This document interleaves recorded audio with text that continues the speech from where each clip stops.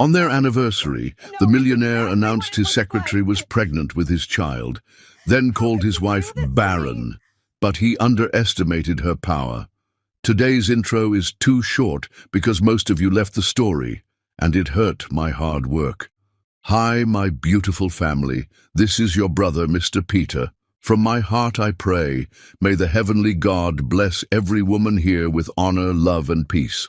May every sister and mother be protected with dignity and joy, and may every child in this family grow in light and blessing. I write these stories only with love for you, my family. Your support keeps me strong. Your love gives life to this channel. Please watch with your whole heart, like and comment, because together we are one family forever. If your heart is true, write, present. If your love is real, write, I am with Mr. Peter. The champagne flute shattered against Italian marble, its crystal fragments catching light like fallen stars. The exact moment Ruth Farrell realized her marriage had been a 20-year performance, and she'd been the only one who didn't know it was staged. The grand ballroom of the Condon estate hummed with the elegant chaos of their 20th wedding anniversary celebration. 300 guests mingled beneath chandeliers that Colin had imported from a French chateau, their light casting golden shadows across faces Ruth had smiled at for 2 decades. Faces that, she would soon discover, had been keeping her husband's secrets far longer than they'd been keeping her company. Ruth stood near the towering windows that overlooked the manicured gardens, her reflection superimposed against the darkness outside, a ghost of herself already haunting this life. At 42, she had maintained the elegance that had first caught Colin's attention at a charity auction all those years ago. Her deep burgundy gown, designed specifically for tonight by Oscar de la Renta's protégé, hugged her figure with architectural precision. Her skin glowed with the careful maintenance of someone who understood that in Colin's world, a wife was as much an asset as a stock portfolio. "You look absolutely radiant, darling." Margaret Condon's voice sliced through Ruth's reverie like a scalpel through silk. Her mother-in-law approached with the predatory grace of someone who had spent 68 years perfecting the art of the subtle attack. Margaret's white hair was styled in a severe chignon that pulled her features into an expression of permanent disapproval, though tonight there was something else in her ice-blue eyes. Anticipation. "Thank you, Margaret," Ruth replied, her voice steady despite the strange energy crackling through the room. She'd noticed it the moment she'd descended the stairs. Hushed conversations that stopped when she passed, glances that slid away from hers like oil on water. 20 years, Margaret continued, her thin lips curving into what might have been a smile on anyone else's face. "Not many marriages last that long these days. Though I suppose when there are no children to complicate things, it's easier to maintain the facade." The word hung between them like a blade. Ruth had grown accustomed to Margaret's references to her childlessness, each one delivered with surgical precision to wound without leaving visible scars. 5 miscarriages in 10 years had taught Ruth that some griefs were too private to share with people who would only weaponize them. "Colin seems anxious tonight," Ruth observed, deflecting as she watched her husband across the room. At 45, Colin Condon still commanded attention with his silver-touched temples and the confident bearing of a man who had turned his father's modest construction company into a real estate empire worth $500 million. Tonight, though, his usual swagger seemed forced, his laughter a beat too loud, his gestures a fraction too animated. "He has something special planned," Margaret said, and Ruth caught the flash of something cruel in her expression. "Something that will change everything." Before Ruth could respond, the orchestra Colin had hired, the same one that had played at their wedding, struck up their anniversary waltz. The crowd parted as Colin approached, his navy tuxedo impeccable, his smile camera-ready. But Ruth knew him well enough to see the tension in his jaw, the slight tremor in his hand as he reached for hers. "May I have this dance with my beautiful wife?" he asked, loud enough for their guests to hear and applaud. Ruth placed her hand in his, allowing him to lead her to the center of the ballroom. As they began to move, she wondered if he could feel the weight of her scrutiny. 20 years of marriage had taught her to read him like a balance sheet, identifying assets and liabilities with equal precision. "You're trembling," she murmured as they turned, their bodies moving through the familiar steps they'd practiced for their wedding day. "Excitement," he replied, but his green eyes, the ones that had once looked at her with such convincing adoration, couldn't quite meet hers. "Tonight is special. So your mother keeps telling me." They danced in silence for a moment, and Ruth became acutely aware of their audience. She spotted Naomi Brooks, her business partner and best friend, watching from beside a marble column, her expression concerned. Gabriel Lawson was there too, the attorney who handled her interior design firm's contracts, his quiet presence somehow reassuring in the sea of Colin's associates. As the music swelled toward its conclusion, Colin suddenly stopped, keeping Ruth's hand in his but turning to face their guests. The orchestra faded to silence, and Ruth felt the air in the room shift, becoming dense with expectation. "Friends, family," Colin began, his voice carrying through the ballroom with the practiced ease of someone who had given 1,000 presentations. "Thank you all for joining us tonight to celebrate 20 years of marriage." Polite applause rippled through the crowd. Ruth smiled the smile she'd perfected at 1,000 such events, even as her instincts screamed that something was terribly wrong.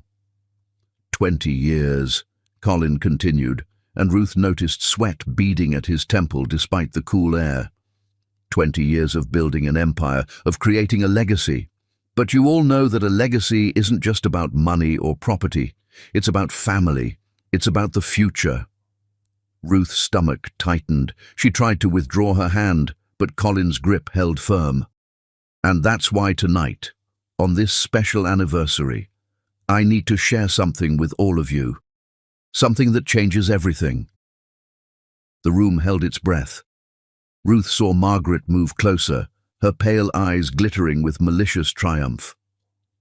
"For years, Ruth and I have tried to have children," Colin said, and Ruth felt the blood drain from her face. They had agreed never to discuss this publicly, never to expose her private pain to the vultures who circled their social sphere. "It's been the great sadness of our marriage, the one thing our money couldn't buy, our influence couldn't secure." "Colin," Ruth whispered, a warning, a plea, but he continued as if she hadn't spoken. "But life," he said, his voice gaining strength, "life finds a way. And sometimes, when one door closes, another opens." He released Ruth's hand and turned toward the entrance of the ballroom. "Carrie, would you please join us?" The crowd parted, and Ruth watched with growing horror as Carrie Negger, Colin's 28-year-old secretary, walked toward them. But it wasn't Carrie's presence that made Ruth's world tilt on its axis. It was the obvious swell of her belly beneath her white designer dress, the protective way her hands cradled her pregnancy. "I want you all to know," Colin announced, his voice carrying over the gasps and whispers that had erupted, "that Carrie is 7 months pregnant, with my child, my son." The silence that followed was absolute, as if the entire room had suddenly been vacuum-sealed. Ruth stood frozen, her mind struggling to process the words, to understand how her life had just detonated in front of 300 witnesses. "I know this is unconventional," Colin continued, reaching out to take Carrie's hand, drawing her closer. "But sometimes love doesn't follow the rules we set for it. Sometimes destiny has other plans." That's when Margaret stepped forward, her voice cutting through the shocked murmurs. "Finally," she said, loud enough for everyone to hear, her gaze fixed on Ruth with undisguised contempt. "Finally, my son will have a real heir. Not that it was ever going to happen with you, dear. How could it when you're barren?" The word echoed through the ballroom like a gunshot. Barren. as if she were a field that had failed to yield crops, a disappointment to be discarded and replaced with more fertile ground. Ruth felt every eye in the room upon her, waiting for her reaction, waiting for her to scream, to cry, to beg, to rage. She could feel Colin watching her too, and in that moment she understood with crystalline clarity that this had all been choreographed. The public announcement, the dramatic reveal, Margaret's cruel pronouncement, all of it designed to humiliate her so thoroughly that she would crumble, would accept whatever terms they offered just to escape with some shred of dignity. But Ruth Farrell had not survived 5 miscarriages, 20 years in Margaret Condon's shadow, and building her own successful business by crumbling when men expected her to. She straightened her spine, feeling the architectural lines of her gown support her like armor. With deliberate grace, she reached for the champagne flute a stunned waiter was holding on a nearby tray. She raised it high, and the room held its breath. "To Colin," she said, her voice carrying with a clarity that surprised even her. "And to Kerry, may you have everything you deserve." She took a single sip, set the glass down on the nearest table with a decisive click, and turned to leave. The crowd parted before her like the Red Sea, their shock creating a clear path to the door. "Ruth!" Colin called after her, and she heard confusion in his voice. This wasn't in his script. "Ruth, wait! We need to discuss." She stopped at the threshold, turning back just enough for him to see her profile. "No, Colin, we don't." And then Ruth Farrell walked out of her marriage, her anniversary party, and her old life, her burgundy gown trailing behind her like blood from a wound that had finally been exposed to air. She didn't cry. She didn't stumble. She didn't look back. Behind her, the ballroom erupted in chaos, but Ruth didn't hear it. All she heard was the click of her heels on marble, measuring out the first steps of whatever came next. The valet brought her car. She'd insisted on driving herself tonight, some instinct warning her she might need an escape route. As she slid behind the wheel of her Mercedes, she caught a glimpse of herself in the rearview mirror. Her makeup was still perfect, her hair still elegantly styled. She looked like a woman who had just left a successful party, not a woman whose life had just imploded. Her phone buzzed incessantly, texts, calls, the digital chorus of scandal spreading through their social circle like wildfire. She turned it off without looking at any of them.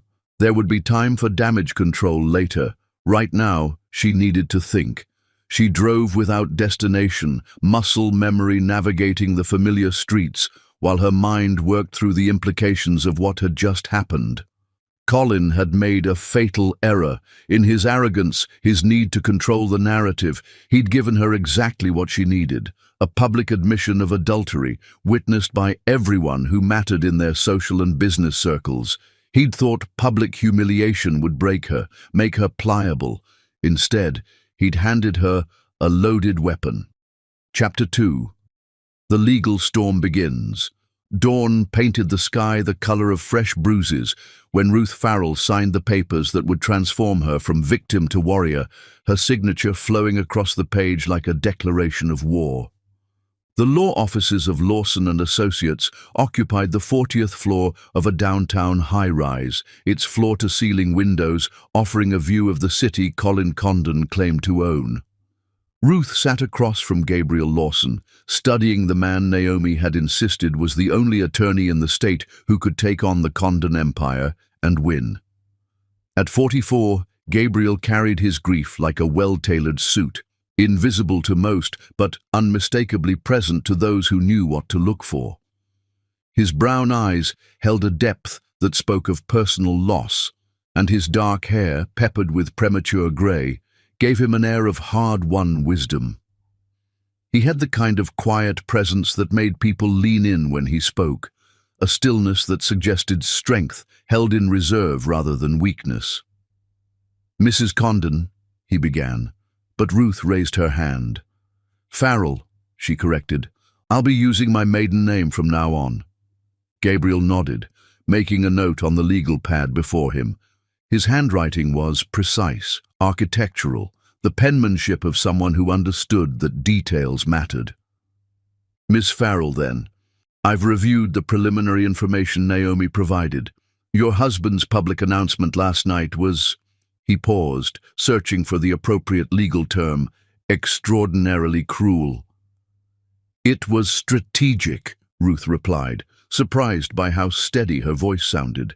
She'd spent the night in Naomi's guest room, staring at the ceiling and reconstructing the last 20 years of her life like a forensic accountant reviewing cooked books. Colin doesn't do anything without calculating the return on investment. He wanted me destroyed publicly so I'd accept whatever settlement he offered privately. What makes you think that? Ruth reached into her handbag and withdrew a folder she'd been carrying for 3 years, her insurance policy, she'd called it in her mind, though she'd never imagined she'd need to use it. Because Colin thinks I'm just another pretty acquisition who signed whatever he put in front of me without reading it. He's wrong. Gabriel opened the folder, and she watched his expression shift from professional interest to sharp attention as he scanned the documents inside. This is a copy of our prenuptial agreement, Ruth confirmed. The one Colin had his attorney draft. Note clause 7b on page 12. Gabriel flipped to the page, his eyes moving rapidly across the text. When he looked up, there was something new in his expression, respect and perhaps a hint of admiration. The infidelity clause. If either party commits adultery, they forfeit all claims to marital assets acquired during the marriage.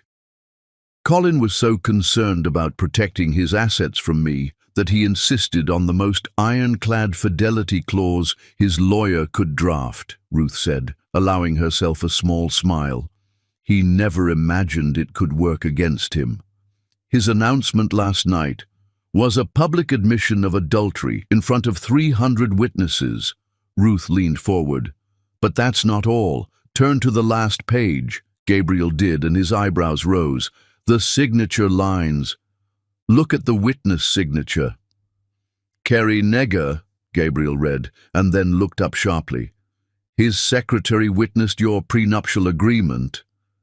5 years ago, when she first started working for him, I doubt she even remembers. But Colin had her witness and notarized dozens of our personal documents. He trusted her completely. Ruth's voice hardened. He's about to learn how expensive misplaced trust can be. Gabriel set down the papers and studied her with those quiet, intense eyes.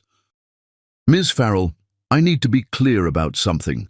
Colin Condon is one of the most powerful men in this state. He has connections in every court, influence with every judge. This won't be just a divorce, it'll be a war. I'm counting on it, Ruth replied. I've spent 20 years learning how Colin thinks, how he operates.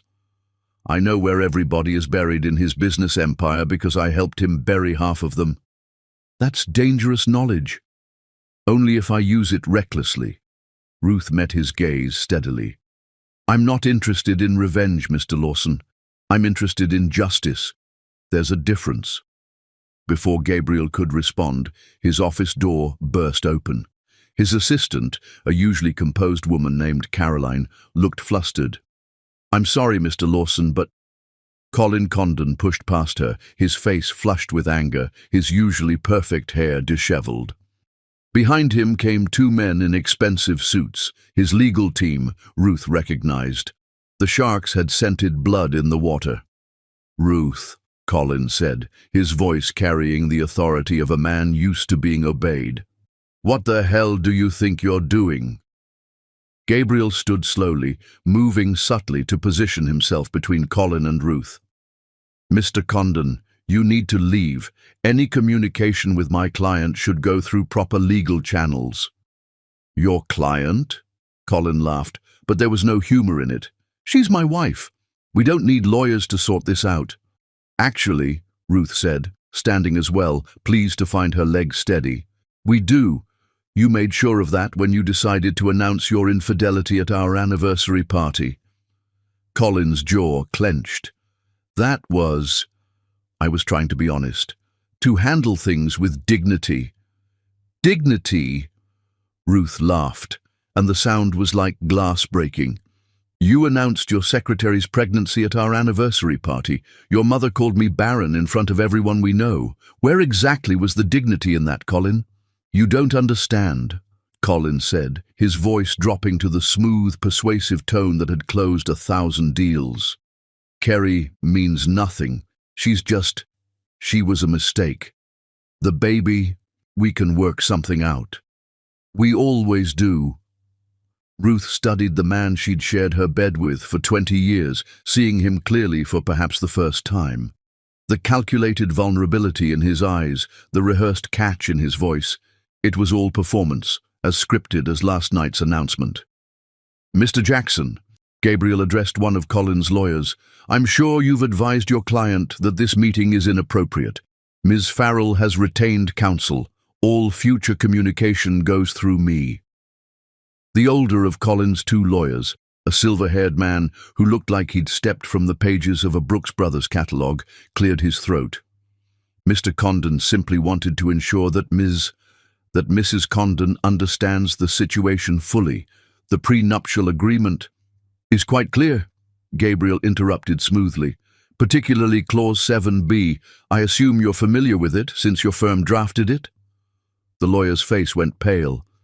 That clause was meant to protect your client's assets from his wife in case of her infidelity, Gabriel finished. Yes, I'm sure it was. How unfortunate that it doesn't specify whose infidelity triggers the forfeiture. Colin's face darkened. You think you're clever? I built an empire worth $500 million. You think some technicality in a contract is going to take that away from me? No, Ruth said quietly. I think your arrogance is going to take it away from you, just like it took away our marriage. Colin stepped toward her, and Gabriel moved to block him, but Ruth raised her hand. It's all right, she said to Gabriel, then faced her husband. Say what you came to say, Colin. I'm offering you a clean break, Colin said, his business voice now, all pretense of emotion gone. $20 million, the house in the Hamptons, your jewelry, you walk away quietly, and we can all move on with our lives. 20 million, Ruth repeated, from an estate worth $500 million. You didn't earn that money, Colin said. I built this empire. With whose connections? Ruth asked softly. Whose introductions at charity galas? Whose careful cultivation of the wives who influence their husbands to invest with you? Whose designs for your showcase properties that drew the celebrities and politicians you needed to impress? Colin's jaw worked. You were compensated for that. The lifestyle you've enjoyed was payment for services rendered, Ruth finished. Is that what our marriage was, Colin? A business arrangement? You knew what you were getting into, Colin said coldly. You wanted security, status. I gave you both. Ruth felt something shift inside her chest, the last fragile thread of whatever had connected her to this man finally snapping. You're right, she said. I did know what I was getting into. I knew I was marrying a man who valued acquisition over affection, who saw people as assets to be managed. What I didn't know was that I'd spend 20 years trying to fill the emptiness inside you with my love, only to watch you fill it with your secretary instead. Colin's face flushed. Don't make this about emotion, Ruth. This is business. Everything is business to you, Ruth replied, even our children. The room went still. Colin's lawyers exchanged glances, and Gabriel watched with sharp attention as Ruth continued. 5 miscarriages, Colin.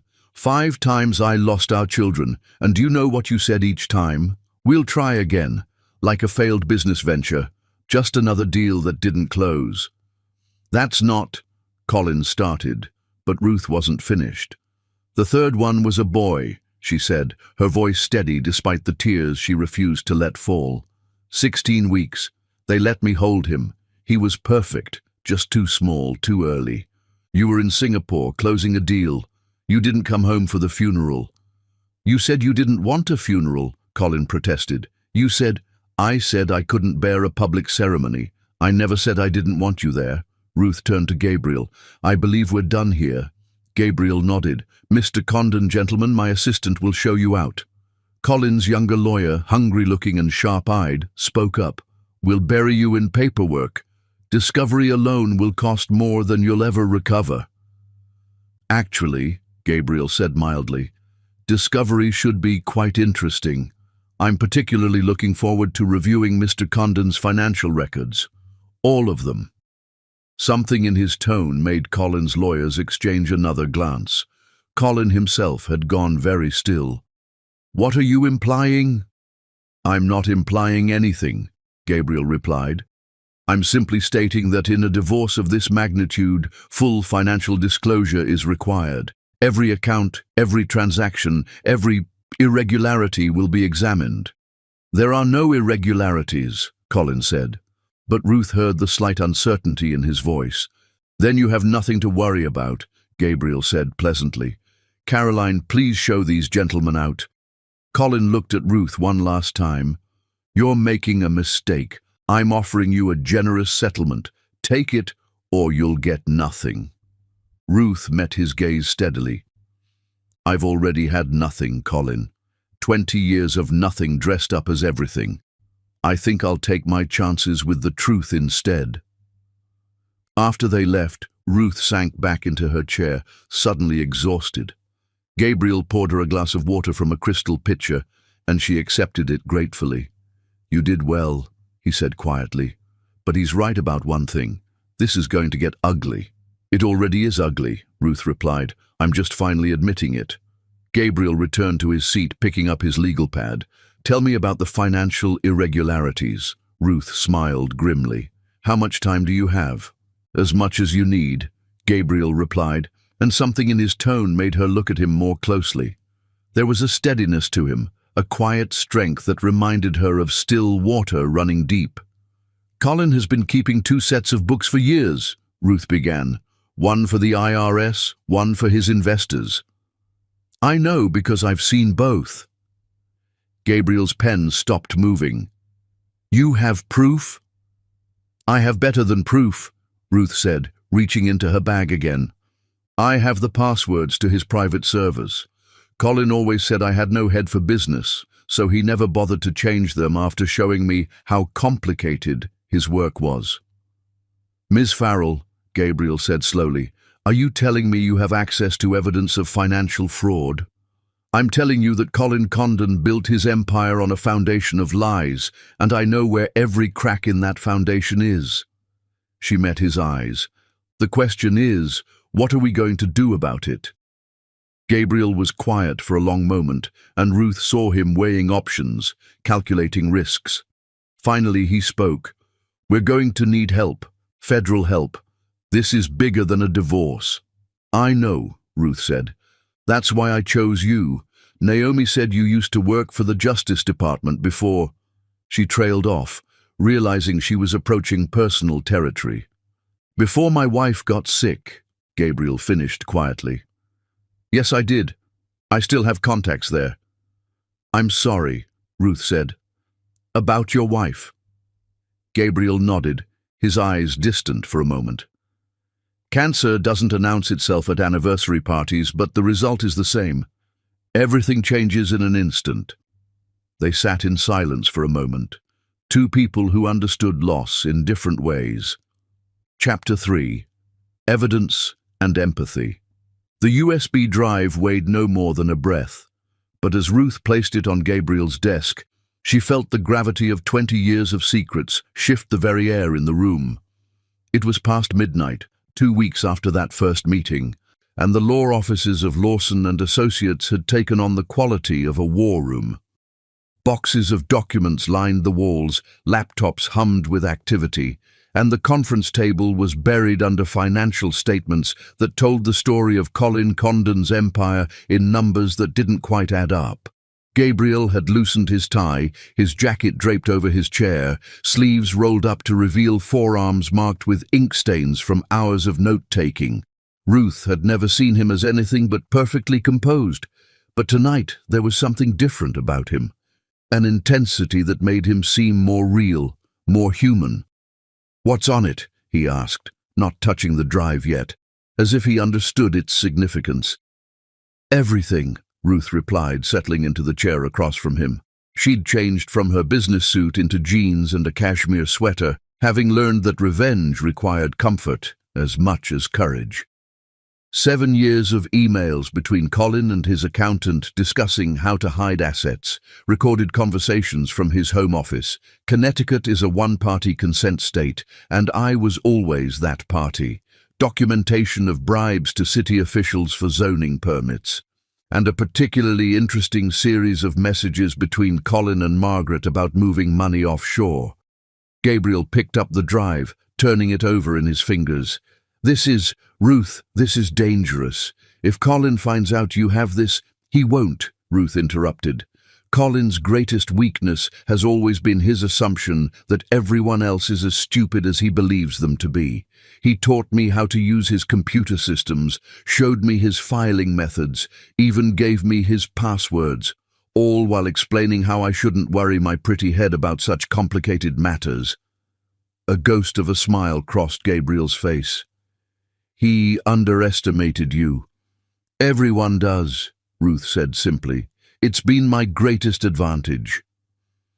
Gabriel inserted the drive into his laptop, and Ruth watched his expression change as he began scrolling through the files. His eyes sharpened, his jaw tightened, and occasionally he would make a note on the legal pad beside him. "This offshore account," he said after several minutes, "it's registered to a shell company in the Caymans." "Condon Holdings International," Ruth confirmed. "Allegedly for foreign investments, actually for hiding money from the IRS. Check the folder labeled Paradise." Gabriel clicked through, then stopped, staring at the screen. "These numbers—" $47 million, Ruth said. "Hidden from our marital assets, hidden from the government, hidden from his investors.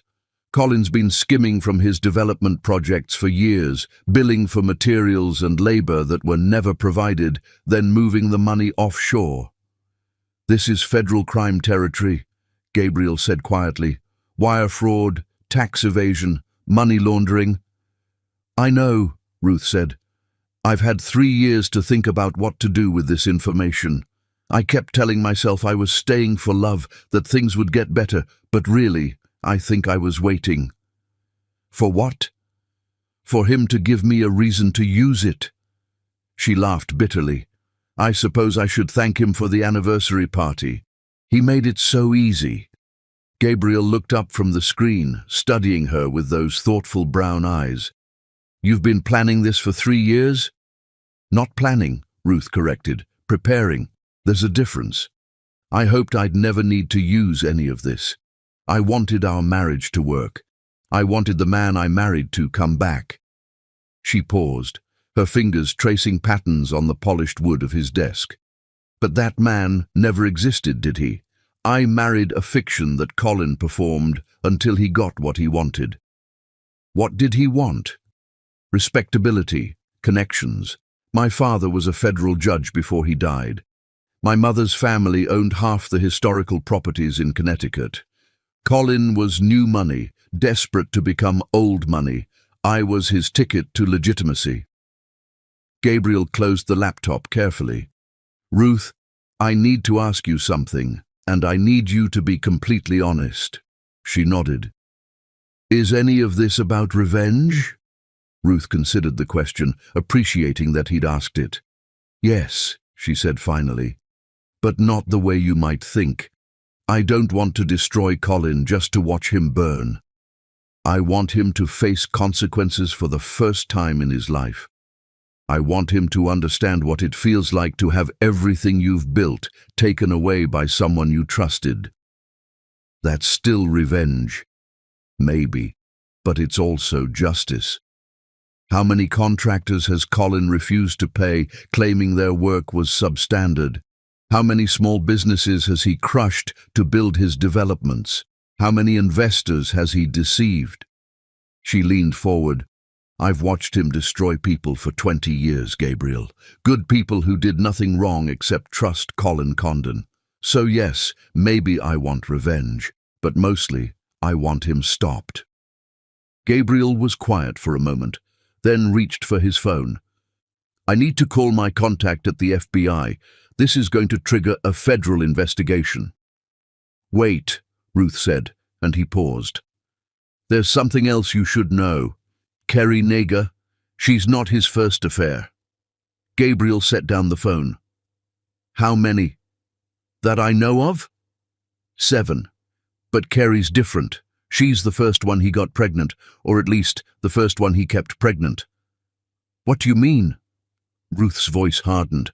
"I mean, Colin has paid for at least 3 abortions that I know of. Cash payments to a private clinic in Manhattan. It's all in the files.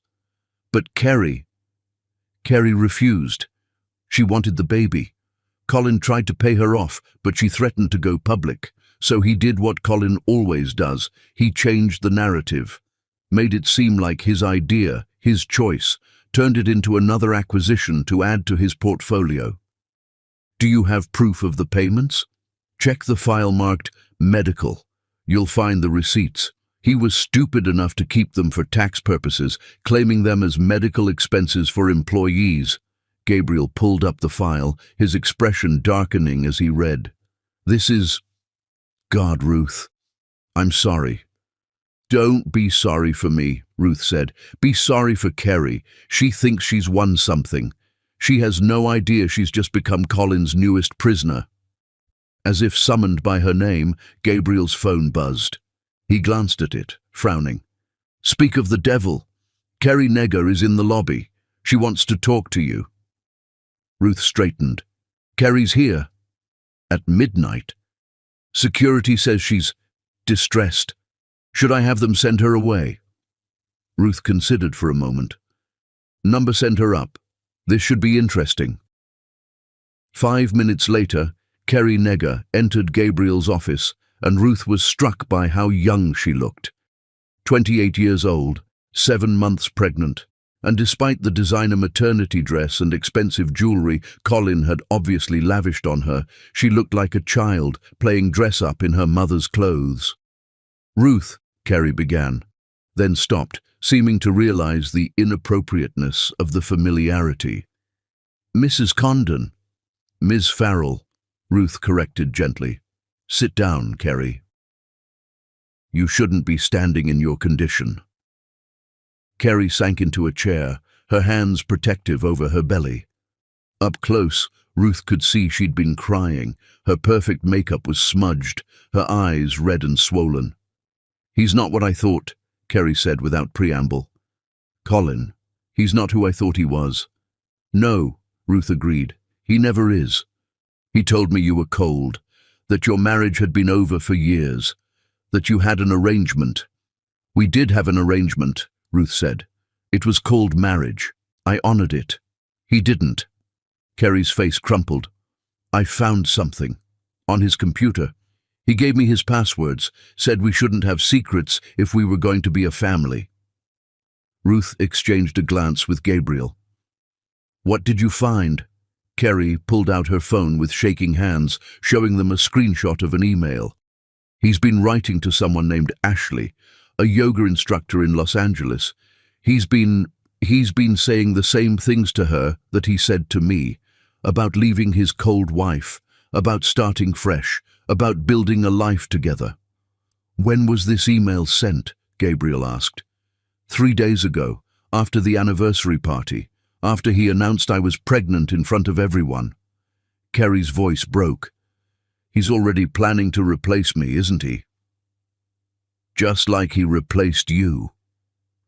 Ruth studied the young woman across from her, really looked at her for the first time. Not as the other woman, not as the enemy, but as another victim of Colin Condon's particular brand of cruelty. "Kerry," Ruth said carefully, "what do you want?" "I don't know," Kerry whispered. "I thought I wanted Colin. I thought I wanted this life, but now I'm scared. He's been different since the announcement. Colder. He gets angry when I ask about the nursery, about the wedding he promised. His mother—" She trailed off. "Margaret," Ruth supplied. "Let me guess. She's been less than welcoming." "She called me a gold-digging whore," Kerry said flatly. Said I'd never be a real Condon wife, just the vessel for her grandson. Charming as ever, Ruth murmured. Then, making a decision that surprised even her, she leaned forward. Kerry, listen to me very carefully. You have two choices. You can stay with Colin, have his baby, and spend the rest of your life fighting for scraps of his attention and money. Or you can help us.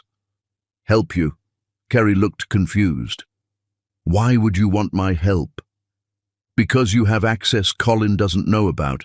Because you're invisible to him now. Just another acquisition he's already secured. And because... Ruth paused, meeting Kerry's eyes. You deserve better than what he's planning for you. What is he planning? Gabriel spoke up. Based on the prenuptial agreement he'll inevitably ask you to sign. Limited financial support for you and the child, no claim to his assets, and a custody arrangement that gives him full control. Kerry's hand went to her belly. He can't take my baby. He can if you sign the wrong papers, Ruth said. But we can help you, if you're willing to help us. What would I have to do? Ruth looked at Gabriel, who nodded slightly. Document everything, every conversation, every transaction, every meeting. Colin's about to be under federal investigation. The more evidence we have, the stronger the case. Federal investigation? Kerry's eyes widened. For what? Financial fraud, tax evasion, bribery, Gabriel listed. Your boyfriend isn't just unfaithful, Ms. Negger, he's a criminal. Kerry was quiet for a long moment, processing this information. Finally, she looked up. He had me sign things, papers I didn't read, said they were for insurance, for the baby's future. What if I'm implicated? We can protect you, Gabriel said. If you cooperate with the investigation, we can ensure you have immunity. And my baby will be provided for, Ruth said. I'll make sure of it personally. Kerry studied Ruth's face. Why would you do that? I slept with your husband. I'm carrying his child. Because you're 28 years old, and Colin Condon has been perfecting his manipulation techniques since before you were born, Ruth said simply. Because that baby didn't ask for any of this. And because the best revenge against Colin isn't destroying him. It's protecting the people he's hurt. Kerry started crying then, really crying, her shoulders shaking with the force of it. Ruth moved around the desk, kneeling beside her chair, and did something that surprised them all. She took Kerry's hand. It's going to be okay, Ruth said softly. You're not alone in this. Gabriel watched this scene, the betrayed wife comforting her husband's pregnant mistress, with something like awe. Later, he would tell Ruth it was the moment he began to fall in love with her, though neither of them would acknowledge it for months to come. Chapter 4.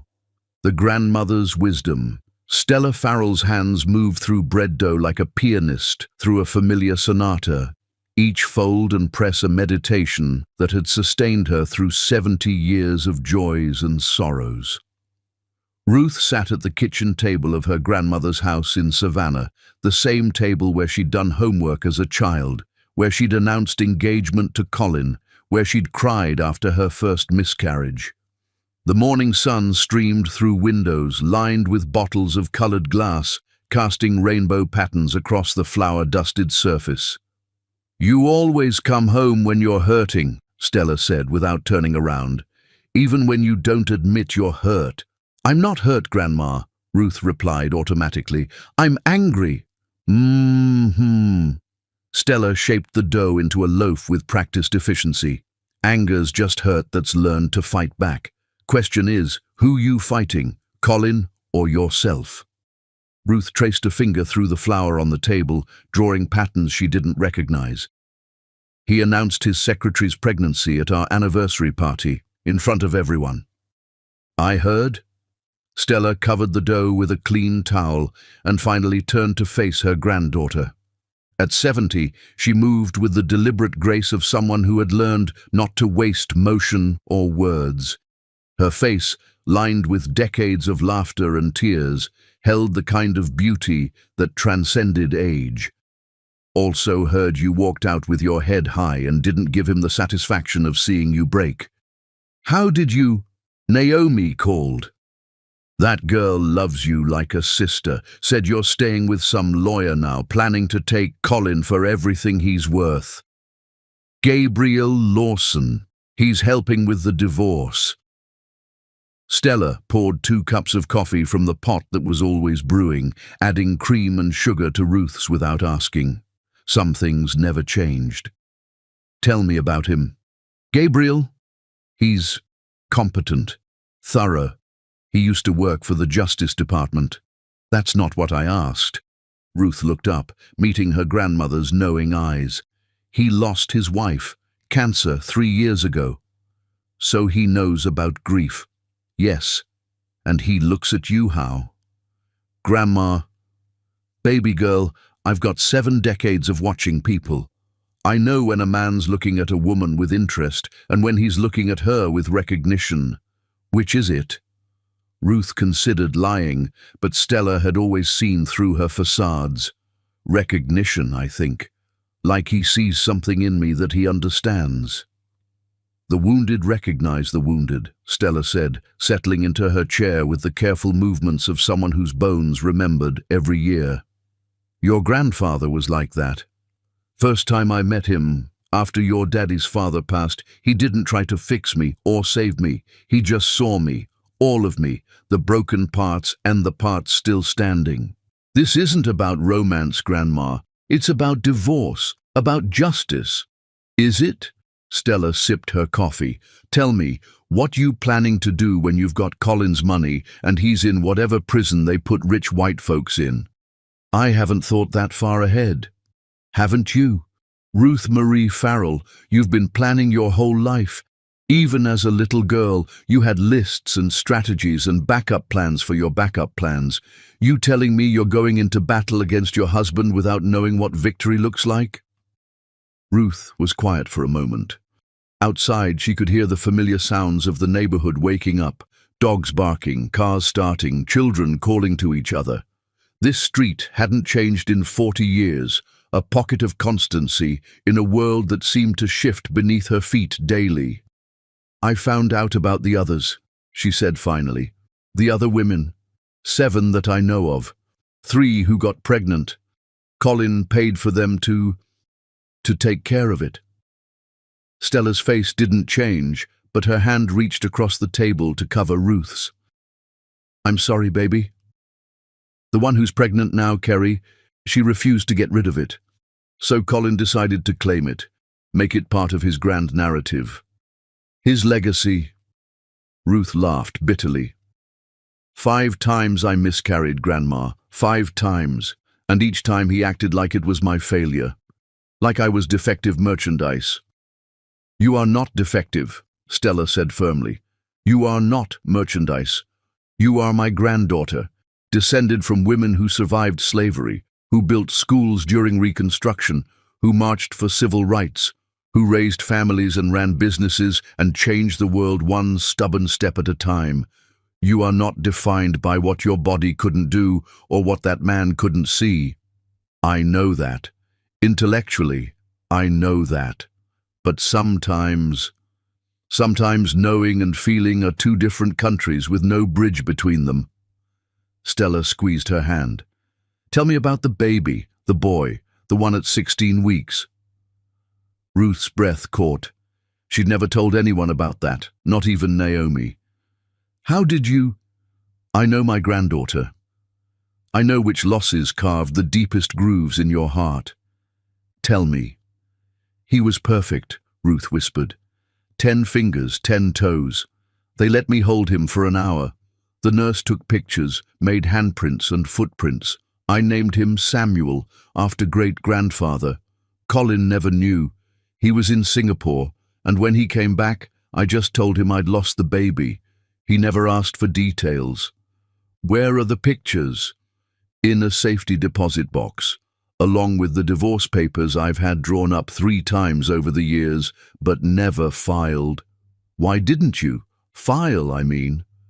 Ruth pulled her hand back, wrapping both around her coffee cup. Because I thought if I tried harder, loved better, became whatever he needed, maybe he'd love me back. Maybe we'd have the family I dreamed of. Can't love someone into loving you back, baby. Love ain't a currency that earns interest. It's a gift, freely given, or it's nothing at all. I know that now. Do you? Because seems to me you're still trying to earn something from Colin. Maybe not his love anymore, but something. Respect, Ruth said after a moment. I want him to respect me, to see that I'm not the fool he took me for. And then what? When you've got his respect, his money, his empire all laid at your feet, then what? Ruth didn't have an answer for that. Stella stood, moving to the window that overlooked her garden. Even in late fall, it bloomed with stubborn life. Winter vegetables, cold hardy flowers, herbs that perfumed the air. Your grandfather planted that magnolia tree the day your father was born, she said, lived through hurricanes, droughts, even survived when they built that highway and killed half the trees on the street. You know why? Deep roots, Ruth said.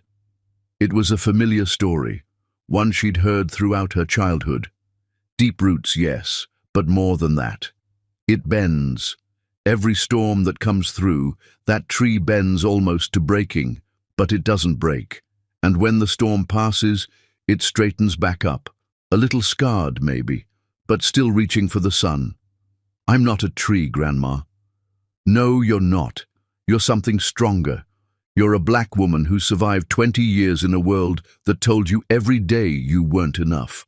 Not white enough for Colin's mother, not fertile enough for Colin's legacy, not broken enough to disappear like he wanted you to.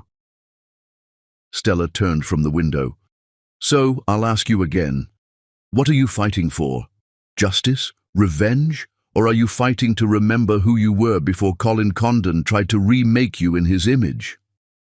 Before Ruth could answer, her phone buzzed. Gabriel's name appeared on the screen.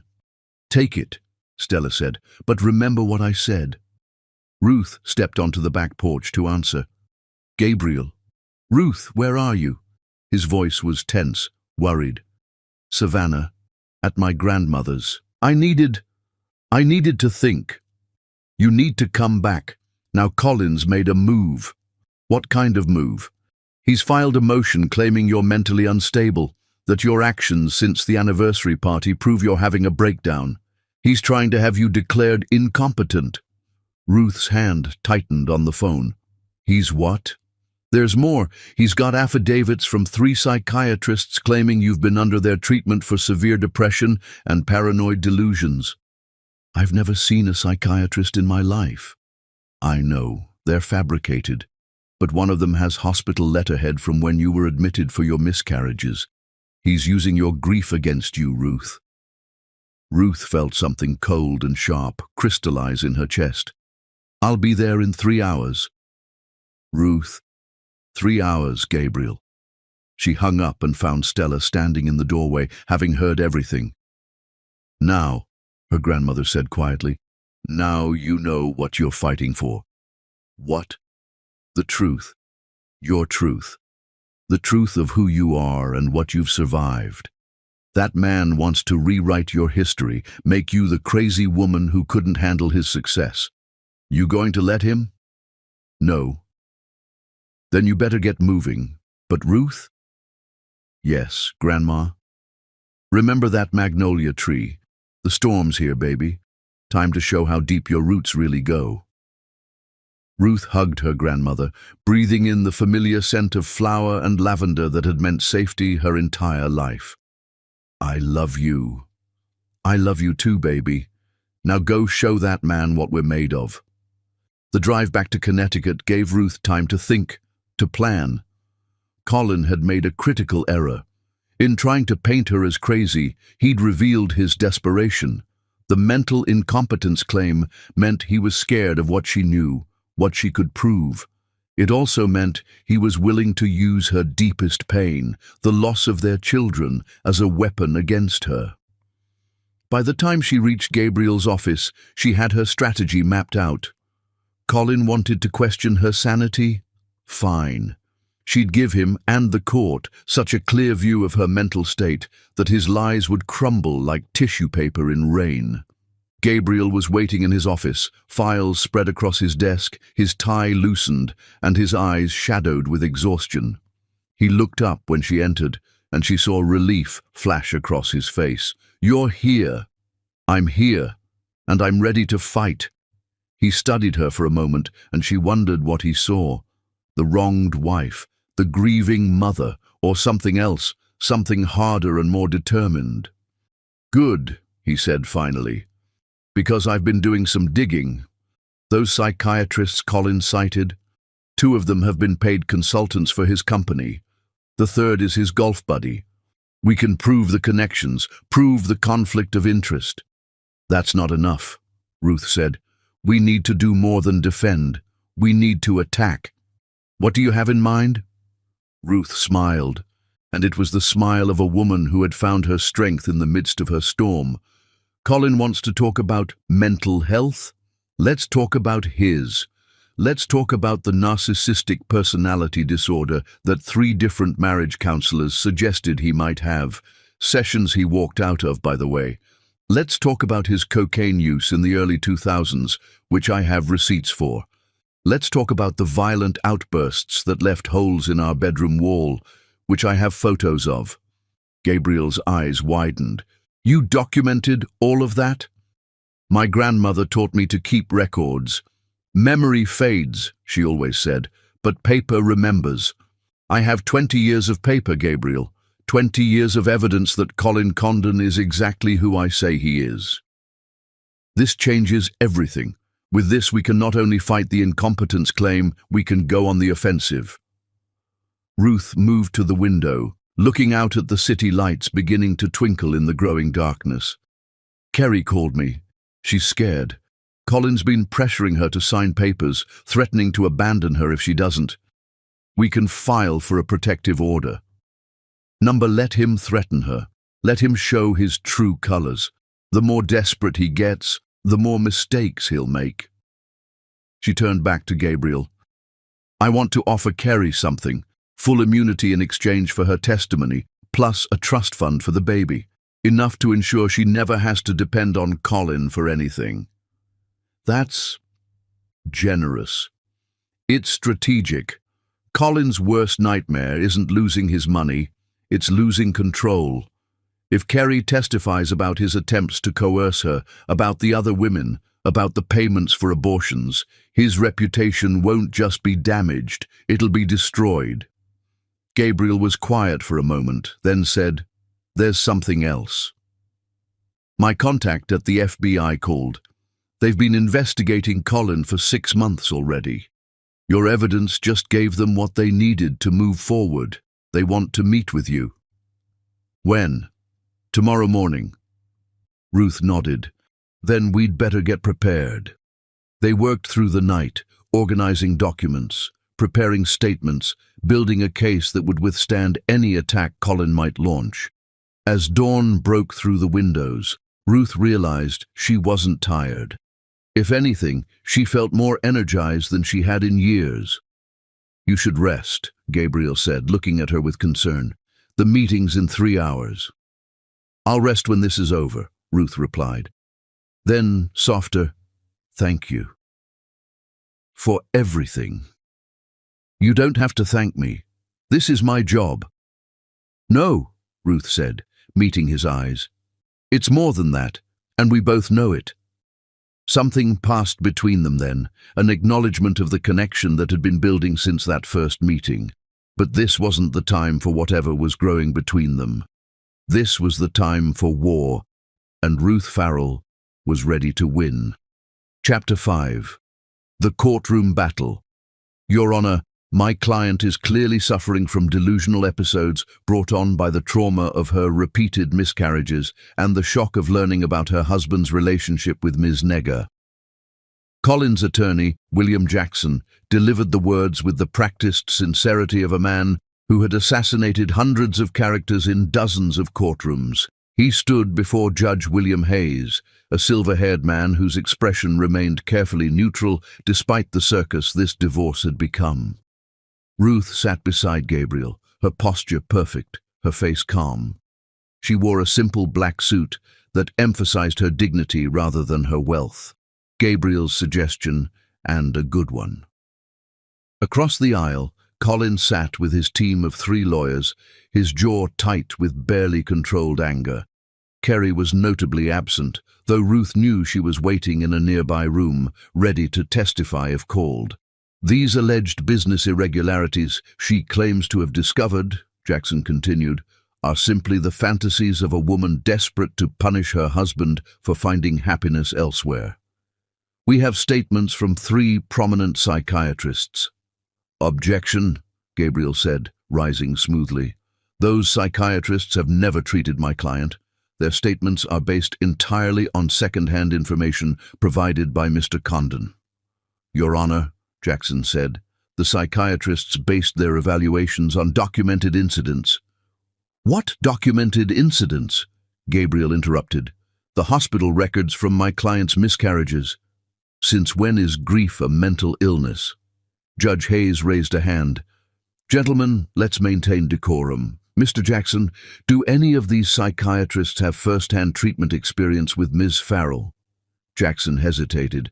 No, Your Honor, but then their statements are opinion, not medical fact. I'll allow them to be entered into evidence, but the court will weight them accordingly. Mr. Lawson, you may proceed with your response. Gabriel nodded. Your Honor, we'd like to call our first witness, Kerry Negger. The courtroom stirred as Kerry entered, visibly pregnant now at nearly 8 months, her hands trembling as she took the oath. She looked small in the witness box, overwhelmed by the weight of wood and tradition surrounding her. Ms. Negger, Gabriel began gently, can you tell the court about your relationship with Mr. Condon? Kerry's voice was barely above a whisper. We began seeing each other 2 years ago. He told me his marriage was over, that he and Ruth, Ms. Farrell, lived separate lives. Did you believe him? Yes. He was very convincing. He showed me texts that he said were from her, agreeing to the arrangement. I found out later he'd faked them. Colin shifted in his seat, and Ruth saw him mouth something to Jackson, who quickly stood. Objection. Speculation. I have the texts, Kerry said, stronger now, and I had them analyzed by a digital forensics expert.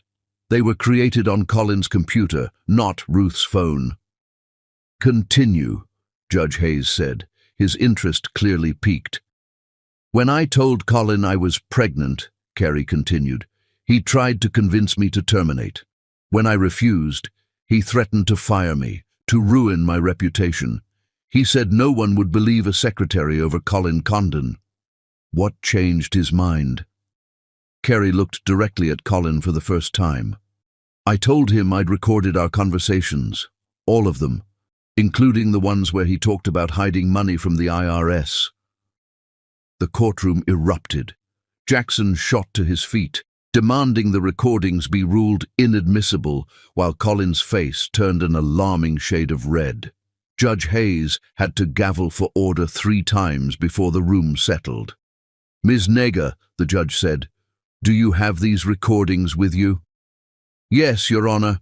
My attorney has copies. What followed was devastating. For the next hour, the court listened to Colin's voice discussing offshore accounts, bribing city officials, and most damningly, his plans to hide assets before announcing his affair. I need Ruth to look like the crazy one, Colin's recorded voice said. If she's unstable, no one will believe her about the money. We'll get some friendly doctors to say she's been having episodes. Mother knows someone at the hospital who can adjust some records. Ruth watched Colin's face as his own words condemned him.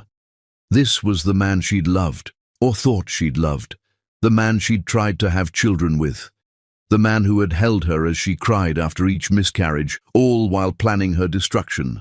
When the recordings ended, Gabriel stood. Your Honor, we'd like to submit additional evidence regarding Mr. Condon's mental state.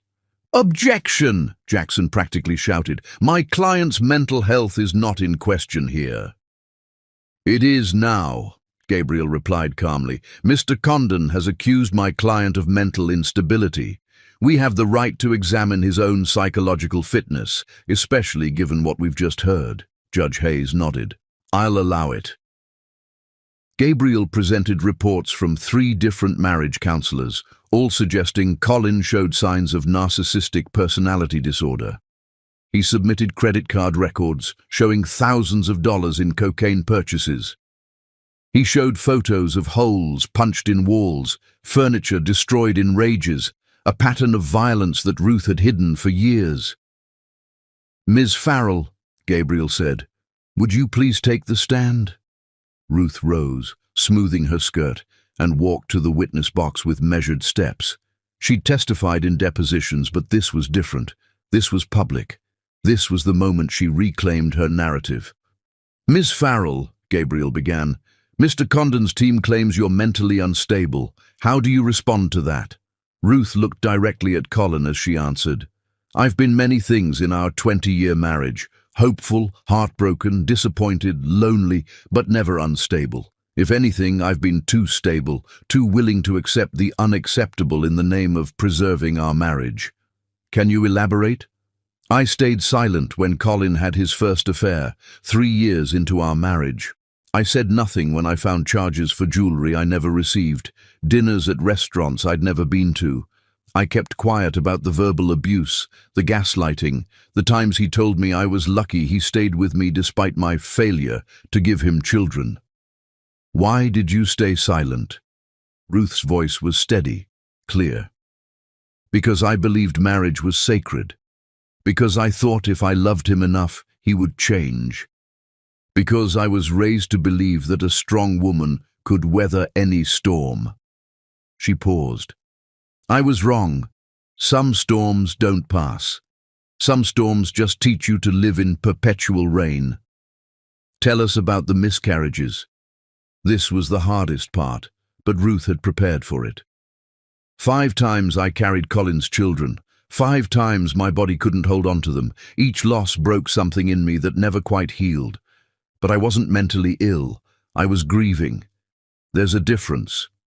How did Mr. Condon respond to these losses? The first time, he held me while I cried. The second time, he was supportive but distant. By the third, he was frustrated. The fourth, he was in London and didn't come home. The fifth... She paused, gathering herself. The fifth was a boy. 16 weeks. Colin never even asked if it was a boy or a girl. He just said, we'll try again, like I was a machine that needed repair. And you documented all of this? Yes, in journals, in emails to friends, in therapy notes from the grief counselor I saw. A real therapist, not the fictional ones Colin created. Gabriel introduced her journals into evidence, 20 years of Ruth's private thoughts and pain laid bare for the court to see. It was humiliating and liberating in equal measure. Jackson cross-examined her brutally, trying to twist her words, to make her grief look like instability. Her preparation looked like obsession. But Ruth had spent 20 years learning to maintain composure under attack. She answered each question calmly, precisely, never rising to the bait. Isn't it true, Ms. Farrell, that you've been planning this divorce for years? That you've been gathering evidence, waiting for the right moment to strike? No, Ruth said simply. I've been hoping for years that I wouldn't need a divorce. Every piece of evidence I collected was insurance I prayed I'd never have to use. Colin forced my hand when he announced his affair at our anniversary party. He wanted to humiliate me into submission. Instead, he freed me to tell the truth. The FBI agent testified next, confirming that Colin had been under investigation for 6 months, that Ruth's evidence had accelerated their case, that charges were imminent. Colin's face grew paler with each revelation. Then came the forensic accountant, who detailed exactly how Colin had hidden assets, moved money offshore, defrauded investors. The numbers were staggering. Nearly $60 million hidden or stolen over the course of a decade. Margaret Condon was called to testify, and her testimony was perhaps the most damaging of all. Under oath, faced with evidence of her own involvement in hiding assets, she crumbled. She admitted to helping Colin move money, to suggesting the mental incompetence strategy, to calling Ruth barren deliberately to provoke a reaction. "Why?" Gabriel asked her. Margaret's composure finally cracked. "Because she wasn't suitable. A black woman from the South with her people. Colin could have had anyone. Should have had someone appropriate." The courtroom was silent after that admission. Even Colin looked stunned by his mother's blatant racism. Judge Hayes called a recess, and Ruth found herself in the bathroom, splashing cold water on her face. Kerry entered, moving awkwardly with her pregnant belly. "I'm sorry," Kerry said, "for everything." Ruth turned to her. "You were 26 when it started. He was your boss, a millionaire who promised you the world. You don't need to apologize to me. He's going to jail, isn't he?" "Probably." Kerry's hand went to her belly. "What do I tell this child about their father?" Ruth was quiet for a moment. "You tell them the truth when they're old enough to understand it, that their father was a complicated man who made terrible choices, that they are not responsible for his sins, and that they have the chance to be better." When court reconvened, Judge Hayes delivered his ruling. The mental incompetence claim was dismissed with prejudice. The divorce would proceed, with full disclosure of all assets. Colin's hidden accounts would be frozen pending the criminal investigation. And most importantly, the prenuptial agreement's infidelity clause would be enforced. Colin lost everything in that moment: his empire, his reputation, his freedom. But as Ruth watched him being led away by federal agents, she felt no satisfaction. Only a hollow kind of peace, like the silence after a storm. Gabriel touched her elbow gently. "It's over." "No," Ruth said, watching Kerry waddle out of the courtroom, alone and afraid. "It's just beginning." Chapter 6. Unspoken Feelings. The restaurant Gabriel chose was deliberately understated.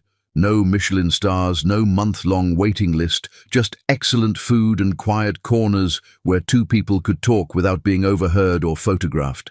It had been 3 weeks since the courtroom victory, and Ruth was still adjusting to the strange rhythm of her new life. The media attention had been overwhelming at first, but Gabriel had helped her navigate it with the same quiet competence he'd shown throughout the trial. "You're not eating," he observed, watching her push risotto around her plate. "I'm thinking," Ruth replied. "Kerry had the baby yesterday." Gabriel set down his wine glass. "How is she?" "Scared. Alone. She named him James after her father." Ruth finally took a bite, barely tasting it. "I went to see them." "You went to the hospital." "Someone had to. Colin's in federal custody, Margaret's fled to Switzerland to avoid charges, and Kerry's family disowned her when the scandal broke." She met his eyes. "The baby looks like Colin. Same green eyes, same stubborn chin. Kerry cried when she saw it." "That must have been difficult for you." Ruth considered this. "You'd think so, wouldn't you? The wronged wife, visiting her husband's bastard child. But when I looked at that baby, all I saw was innocence. He didn't choose any of this." Gabriel reached across the table, his fingers barely brushing hers. "You have an extraordinary capacity for grace. Or I'm a fool." "No." His voice was firm. "Never that." They sat in comfortable silence for a moment. Over the past months, Ruth had grown accustomed to Gabriel's presence, the way he listened without judgment, the way he fought for her without trying to fight instead of her, the way he looked at her like she was whole despite everything that had broken. "Tell me about your wife," Ruth said suddenly. Gabriel's hand withdrew slightly, but he didn't shut down, as she'd feared he might. "Lillian, we were married for 12 years. She was a pediatric surgeon, brilliant, funny, terrible at cooking, but insisted on trying anyway." A ghost of a smile crossed his face. "She was diagnosed with pancreatic cancer on our anniversary. 6 months later, she was gone. I'm sorry. She would have liked you, Gabriel said. She had the same way of seeing through people's facades, getting to the truth underneath. She used to say I was too willing to see the best in people, that I needed someone who could spot the worst. Is that what you think I do? Spot the worst? I think you see clearly. No rose-colored glasses, no cynical assumptions. Just clarity. Ruth took a sip of wine, gathering courage. Gabriel, what are we doing? Having dinner. You know what I mean. He was quiet for a long moment, and Ruth watched him choose his words carefully. I think, he said slowly, that we're two people who've been through hell and are trying to figure out what comes after survival. I'm not ready, Ruth said, hating how vulnerable the words made her feel. I don't know if I'll ever be ready to trust someone again. I'm not asking you to trust me, Gabriel replied. I'm just asking you to let me be here in whatever capacity you need. Friend, lawyer, dinner companion, who makes sure you actually eat something. Ruth laughed, surprising herself. You're very persistent about the eating thing. You've lost 15 pounds since the anniversary party. Someone needs to be persistent. Have you been watching me that closely? Gabriel's eyes met hers, and there was something there that made her breath catch. Yes. The simple honesty of it undid something in her chest. Gabriel, I know, he said. You're not ready. You may never be ready. I'm not asking for anything, Ruth. I want you to know that when you look at me, I see you too. All of you. The grief, the strength, the anger, the grace. And none of it scares me away. Before Ruth could respond, her phone buzzed. She glanced at it, frowning. It's Kerry. She says it's urgent. Go, Gabriel said immediately. I'll get the check. Come with me, Ruth said, surprising herself. I'd like you to come with me. They found Kerry in her hospital room, holding James and crying. When she saw Ruth, she held out a document with shaking hands. Colin's lawyer came, she said. He wants me to sign away my rights to any of Colin's assets in exchange for a one-time payment of $50,000. He said if I don't sign, he'll tie everything up in court for years, and James and I will get nothing. Ruth took the document, scanning it quickly. This is unconscionable. Colin's in federal custody. He can't. His mother sent it, Kerry interrupted. She's still controlling things from Switzerland. The lawyer said she has power of attorney. Gabriel took the document, his expression darkening as he read. This is legally questionable at best. Margaret fled the country to avoid prosecution. Her power of attorney could be challenged. I don't have money for lawyers, Kerry said desperately. I don't have anything. My apartment was in Colin's name. My car was a company car. Everything I had was his. Ruth made a decision that would have seemed impossible months ago. You'll stay with me. Both Kerry and Gabriel stared at her. I have a guest house, Ruth continued. It's been empty for years. You and James can stay there until you get on your feet. Why would you do that? Kerry whispered. Because Margaret Condon wants you destroyed, and I've had enough of that woman getting what she wants, Ruth said. And because that baby deserves better than being collateral damage in Colin's crimes. Kerry started sobbing then, great heaving sobs that shook her whole body. Ruth sat on the bed beside her, carefully avoiding the various monitors and IV lines, and did something that surprised them all. She put her arm around Kerry's shoulders.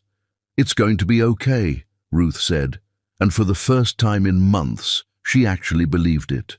Gabriel handled the legal aspects, threatening Margaret's lawyer with charges of harassment and coercion.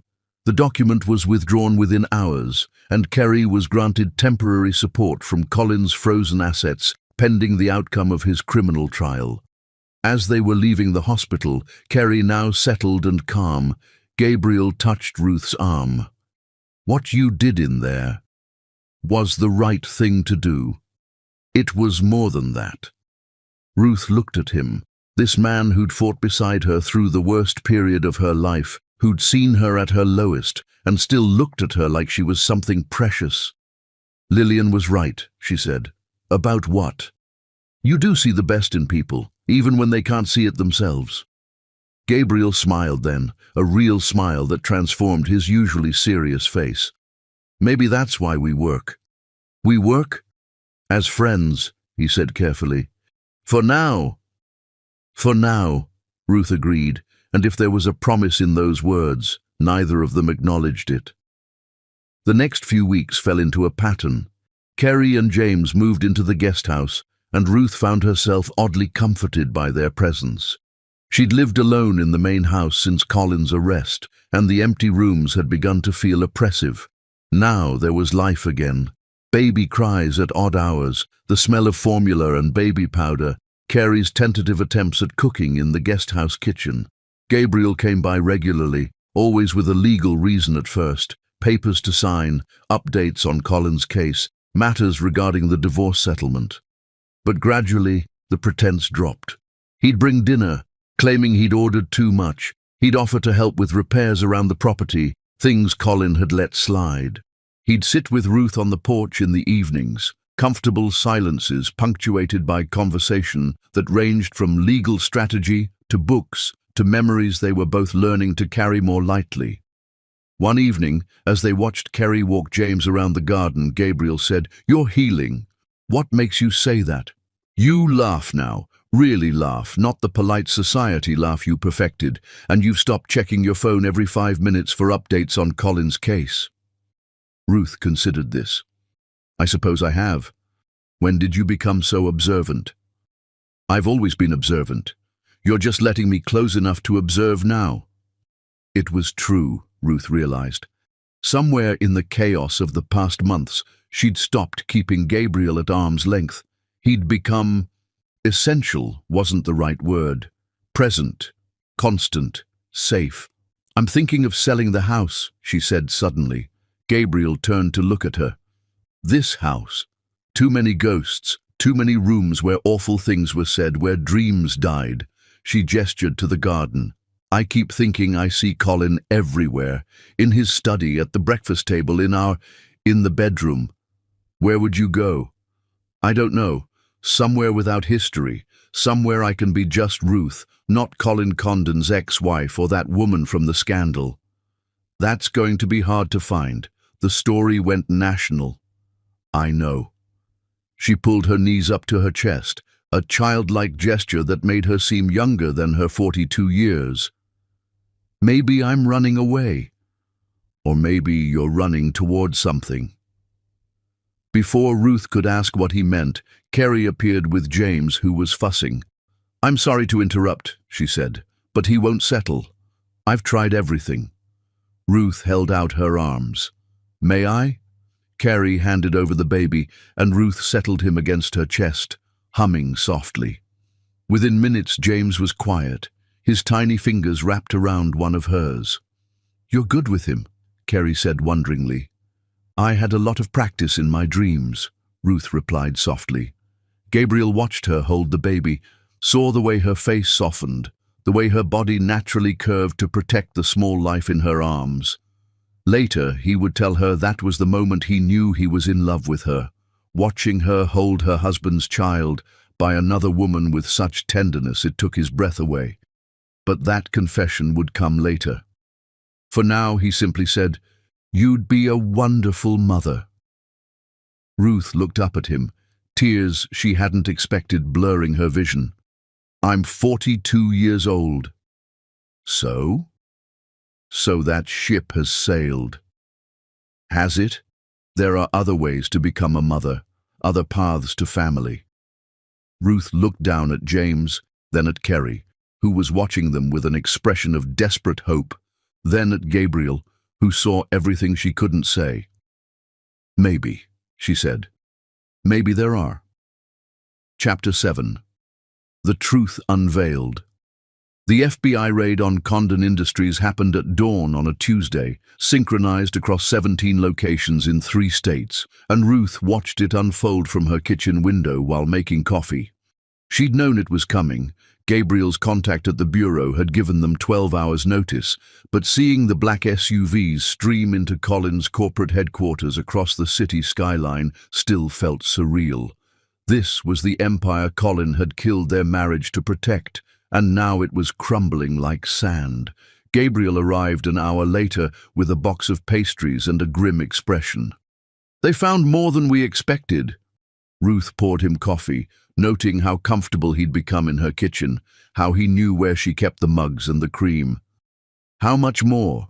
Colin wasn't just embezzling and hiding assets. He was running a full Ponzi scheme, taking money from new investors to pay off old ones, cooking the books to show profits that didn't exist. He pulled out his tablet, showing her the preliminary FBI report. The real estate empire? Built on paper. Half the properties he claimed to own were leveraged 3 times over. Ruth sank into a chair. How long?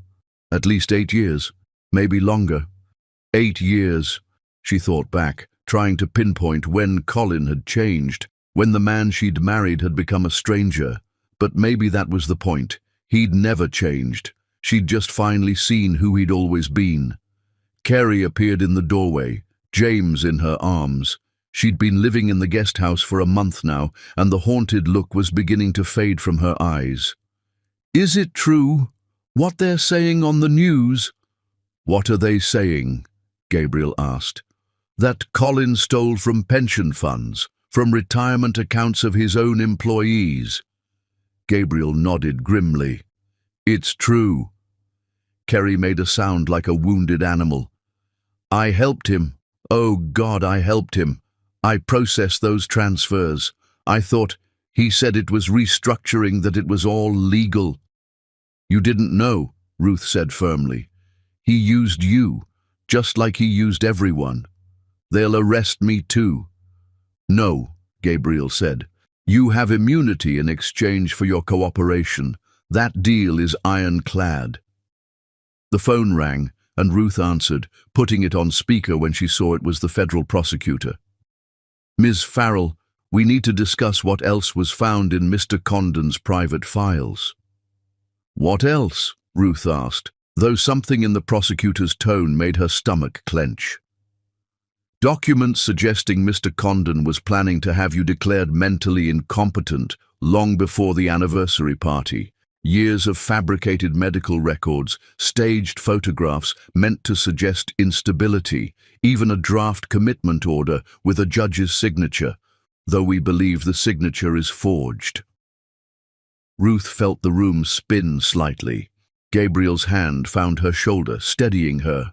"He was planning to have me committed?" "It appears so.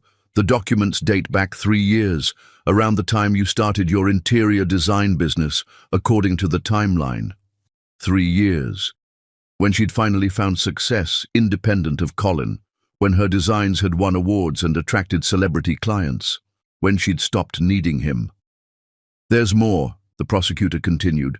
"We found correspondence between Mr. Condon and a doctor at a private psychiatric facility in Vermont. They were discussing long-term treatment options for a patient with persistent delusions of independence." Ruth laughed, but it was a broken sound. "Delusions of independence, is that what he called it?" After the prosecutor hung up, Ruth stood abruptly, needing to move. She paced to the window, staring out at the garden where she'd planted roses that Colin had said were too much trouble. "He was going to have me locked away," she said quietly. "If Kerry hadn't gotten pregnant, if he hadn't decided on the public humiliation route instead, I'd be in a psychiatric facility right now, drugged and forgotten while he took everything." "But you're not," Gabriel said, his voice fierce. "You're here, you're free, you won." "Did I?" Ruth turned to face him. "He stole years of my life, made me doubt my own mind, my own worth. Even now, knowing it was all lies, I still sometimes wonder if I'm too emotional, too difficult, too much." Kerry spoke up unexpectedly. "You're not too much. You're exactly enough. I've watched you these past weeks, how you've handled everything with such grace, how you took me in when you had every reason to hate me. You're the strongest person I've ever met." Ruth looked at the young woman holding Colin's child, and something shifted in her chest. We're all stronger than he thought we were. The next revelation came that afternoon, delivered by Ruth's accountant, who'd been reviewing the assets now unfrozen by the court. "There's something strange here," he said, spreading papers across Ruth's dining room table. "This account in your name, did you know about it?" Ruth looked at the statement. "Number, I've never seen this before. It was opened 22 years ago before you married Colin. Regular deposits every month since then. The current balance is—" He paused, double-checking his figures. $8.7 million. "That's impossible." Gabriel leaned forward, studying the documents. "The deposits. They're from a trust. The Stella Farrell Trust." "My grandmother?" Ruth grabbed the papers, scanning them rapidly. "But she's a retired teacher. She doesn't have this kind of money." Except as they dug deeper, it turned out she did. Stella Farrell had been quietly investing for 50 years, turning her teacher's pension into a fortune through careful, patient growth. And she'd been putting money aside for Ruth since before she was born. Ruth called her grandmother immediately. "Why didn't you tell me?" "Because you needed to learn to stand on your own feet first," Stella said calmly. "Money makes people weak if they get it too easy. You needed to be strong first, then rich. All those years with Colin, struggling to maintain my independence, you weren't struggling for money, baby. You were struggling for your soul. There's a difference." Ruth started laughing and couldn't stop. All those years, Colin had held financial security over her head like a sword, and she'd been wealthy all along. "Besides," Stella continued, "if Colin had known about that money, he'd have found a way to steal it. This way, it was protected, waiting for you when you were ready." The FBI agent arrived that evening with more news. They'd arrested Margaret in Switzerland, getting her extradited on charges of conspiracy and fraud. She'd been Colin's partner in more than just hiding assets. She'd been actively involved in the Ponzi scheme, using her society connections to bring in new investors. "She was the one who suggested the mental incompetence strategy," the agent said. "We have emails dating back 5 years where she discusses ways to handle you if you became a problem." 5 years, Ruth repeated. "My third miscarriage was 5 years ago." "According to the emails, that's when they started planning. Margaret saw your grief as weakness to exploit." Gabriel's hand found Ruth's under the table, squeezing gently. She squeezed back, drawing strength from his steady presence. But the biggest revelation came near midnight, when Kerry knocked on the door, James sleeping in her arms and her laptop under her arm. "I couldn't sleep," she said. "I was going through old files, trying to understand how I missed so much. And I found something." She opened the laptop, showing them a hidden folder she'd discovered on Colin's server.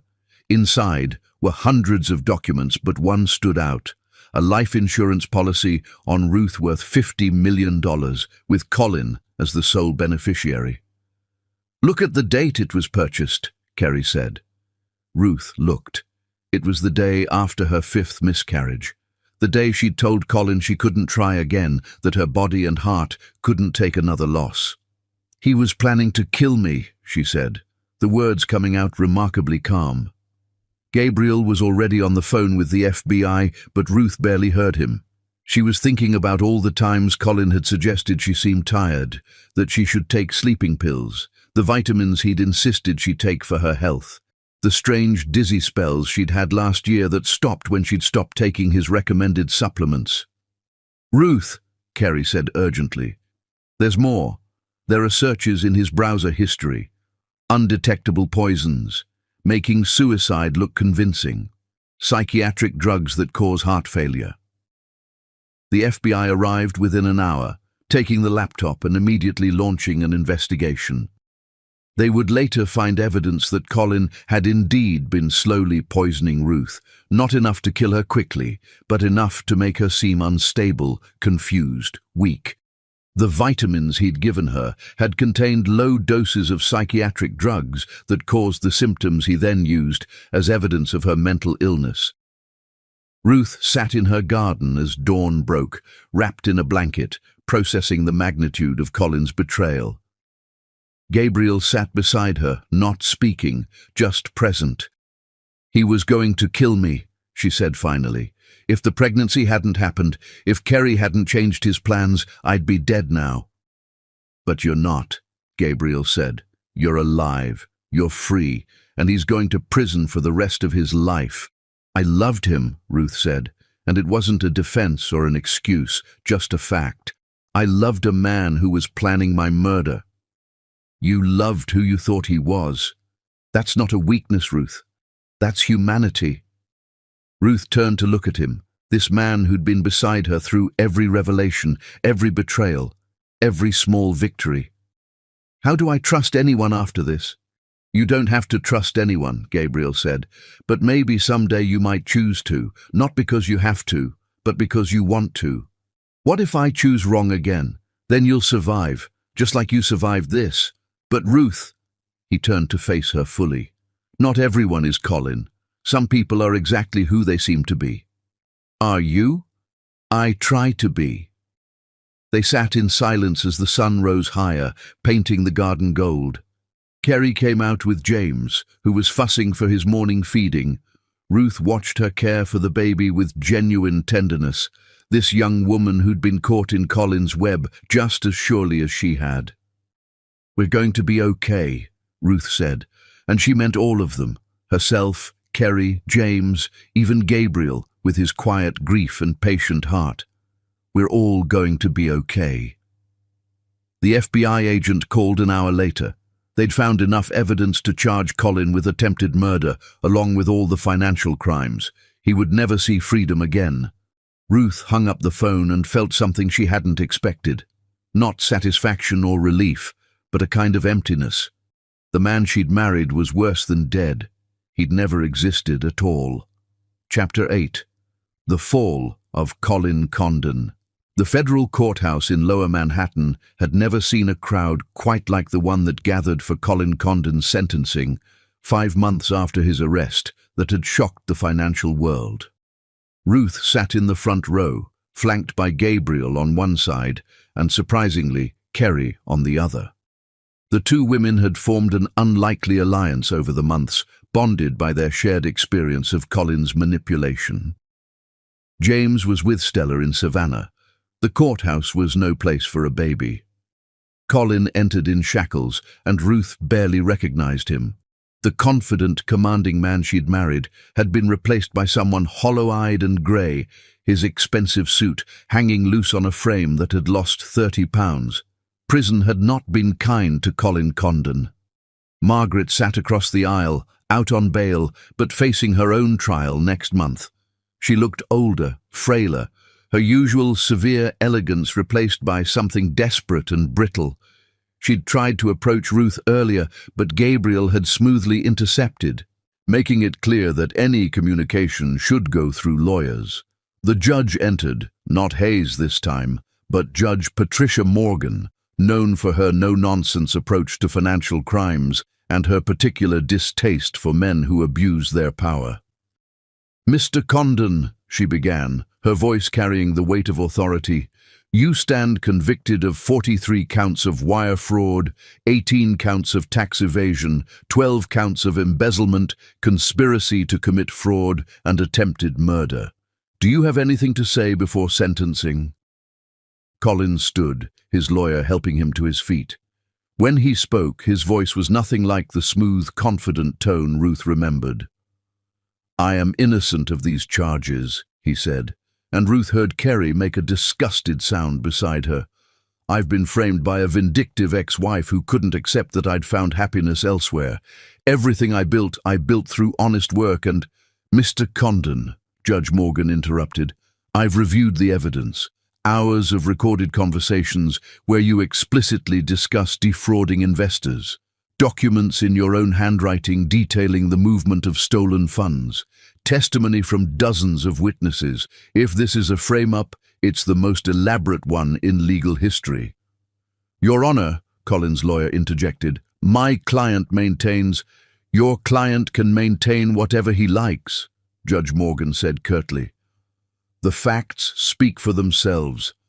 Mr. Condon, you stole from pension funds. You robbed retired teachers, firefighters, nurses of their life savings. You built an empire on lies and thought your wealth and connections would protect you from consequences. She paused, looking directly at Colin. You were wrong. The prosecutor stood to present the victim impact statements. One by one, people Colin had defrauded spoke about their losses, not just financial but personal. A retired teacher who'd lost her home. A young couple whose college funds for their children had vanished. A small business owner who'd been forced into bankruptcy. Then it was Ruth's turn. She stood slowly, smoothing her dress, a simple navy blue, professional but not flashy. She'd written her statement dozens of times, but now, facing Colin, she spoke from the heart. Your Honor, she began, her voice clear and steady, Colin Condon stole more than money from me. He stole 20 years of my life. He made me doubt my own mind, my own worth. He used my love as a weapon against me, and my grief as evidence of insanity. She looked directly at Colin for the first time in months. You had everything, wealth, success, a wife who loved you, the chance for a family, but it wasn't enough. It's never enough for men like you because there's nothing inside to fill. You're hollow, Colin. You always were. I just couldn't see it because I was too busy trying to pour love into an empty vessel. Colin's face flushed and he started to speak, but his lawyer stopped him. Ruth continued, But I want to thank you. Your cruelty freed me from a prison I didn't even know I was in. Your betrayal taught me my own strength. Your attempt to destroy me only revealed that I'm indestructible. She paused.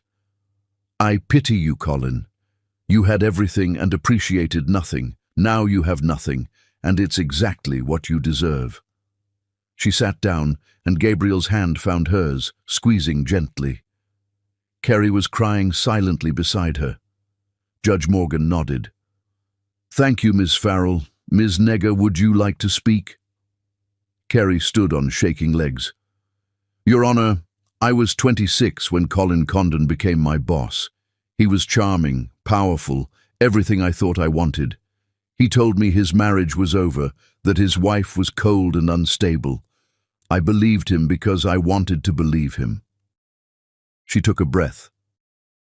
I had his child thinking I was building a future with a good man. Instead, I discovered I was just another acquisition, another possession to be discarded when he got bored. He tried to buy my silence, to make me disappear. If it wasn't for Ruth Farrell's extraordinary grace in helping me, I don't know where my son and I would be. She looked at Colin. You're James's biological father, but you'll never be his dad. He'll grow up knowing his father was a criminal who cared more about money than people. But he'll also grow up knowing that two women who should have been enemies became allies to protect him from your poison. That's your real legacy, Colin. You brought together the people you tried to destroy. The judge called a recess before sentencing. In the hallway, Margaret approached, despite Gabriel's attempts to prevent it. Ruth, she said, her voice desperate. Please, I'm an old woman. Prison will kill me. Can't you find it in your heart? The same heart you called barren? Ruth interrupted. The same heart you tried to have locked away in a psychiatric ward? That heart? Margaret's face crumpled. I was protecting my son. You were enabling a monster, Ruth said. And you know what the saddest part is, Margaret? If you'd just accepted me, if you'd just been kind, none of this would have happened. Colin might have stayed the man I thought I married. But you fed his worst impulses, encouraged his cruelty, and now you both get to live with the consequences. Please, Margaret whispered. Ruth looked at the older woman, really looked at her. Beneath the desperation was something else: fear. Margaret Condon, who'd ruled her social circle with an iron fist, who'd never met a person she couldn't intimidate or buy, was terrified. "I hope you get the same mercy you showed me," Ruth said quietly. "Exactly the same." When court reconvened, Judge Morgan delivered her sentence. "Colin Condon, you are hereby sentenced to 45 years in federal prison without the possibility of parole. Additionally, all assets obtained through fraudulent means are to be liquidated and distributed to your victims." Colin swayed on his feet. 45 years. He'd be 90 if he lived to see freedom. "Furthermore," the judge continued, "you are ordered to pay restitution in the amount of $300 million. Any future earnings, inheritance, or assets you may acquire will go toward this restitution." "Your Honor," Colin's lawyer protested, "that amount is excessive." "That amount," Judge Morgan said firmly, "represents the lives Mr. Condon destroyed, the dreams he stole, the futures he obliterated. If anything, it's insufficient." As the bailiffs moved to take Colin away, he suddenly lunged toward Ruth, his face contorted with rage. "You did this!" he screamed. "You destroyed everything! You vindictive!" Gabriel moved instinctively, putting himself between Colin and Ruth, but the bailiffs were already restraining Colin, forcing him back. "I loved you," Colin shouted as they dragged him away. "I gave you everything." "No," Ruth said, standing tall. "You gave me nothing but lies. I gave myself everything that matters." The courtroom erupted as Colin was removed, still screaming threats and profanities. Margaret collapsed in her seat, sobbing. Kerry turned away, shielding herself from the ugliness of it all. Outside the courthouse, the media waited like hungry wolves, but Ruth was ready for them. "Ms. Farrell, how does it feel to see your ex-husband sentenced to 45 years? Ruth looked directly into the cameras. "I feel nothing for Colin Condon. He's a chapter in my life that's now closed. My focus is on the future, on rebuilding what he tried to destroy, on helping his victims recover what they can, and on moving forward with grace and purpose." "What about Kerry Negger and the baby?" "Ms. Negger is a brave young woman who was manipulated by a master manipulator. She and her son have my full support." "Are you planning to write a book? Sell your story?" "No," Ruth said firmly. "Colin Condon has taken enough of my life. I won't give him any more of my time or energy. This ends today." Gabriel stepped forward. "That's all. Ms. Farrell has no further comments." As they walked to the car, Kerry caught up with them. "Ruth, I need to tell you something." "What is it?" "I've decided to change James's last name to Farrell, if that's okay with you." Ruth stopped, stunned. "Kerry, you don't have to. You've been more of a parent to him in 5 months than Colin ever would have been. You and Stella, you're his real family. I want his name to reflect that." Ruth felt tears prick her eyes. "I would be honored." That evening, Ruth stood in her empty house. She'd finally sold it, the closing scheduled for next week. The movers had taken most of her things to the new brownstone she'd bought in a quiet neighborhood where no one knew her as Colin Condon's wife. Gabriel found her in what had been Colin's study, looking at the marks on the wall where his awards and photos had hung. "Any regrets?" he asked. "About Colin?" "Number about wasting 20 years? Sometimes." She turned to him. "But then I think about where I am now, who I've become, and I realize maybe nothing was wasted. Maybe it all led to this moment." "And what moment is that?" Ruth moved closer to him, close enough to see the flecks of gold in his brown eyes, close enough to smell his cologne. Subtle, warm, nothing like Colin's aggressive designer fragrances. "The moment where I choose what comes next," she said. "And what do you choose?" "I choose to stop being afraid. I choose to trust my own judgment. I choose—" She paused, gathering courage. "I choose to see where this thing between us might go." Gabriel's hand came up to cup her cheek, gentle, giving her every opportunity to pull away. "Are you sure?" No, Ruth said honestly. But I want to try. Is that enough? It's everything, he said, and kissed her. It was nothing like kissing Colin had been. No possession, no performance, no power play. It was soft and sure and felt like coming home after a long, terrible journey.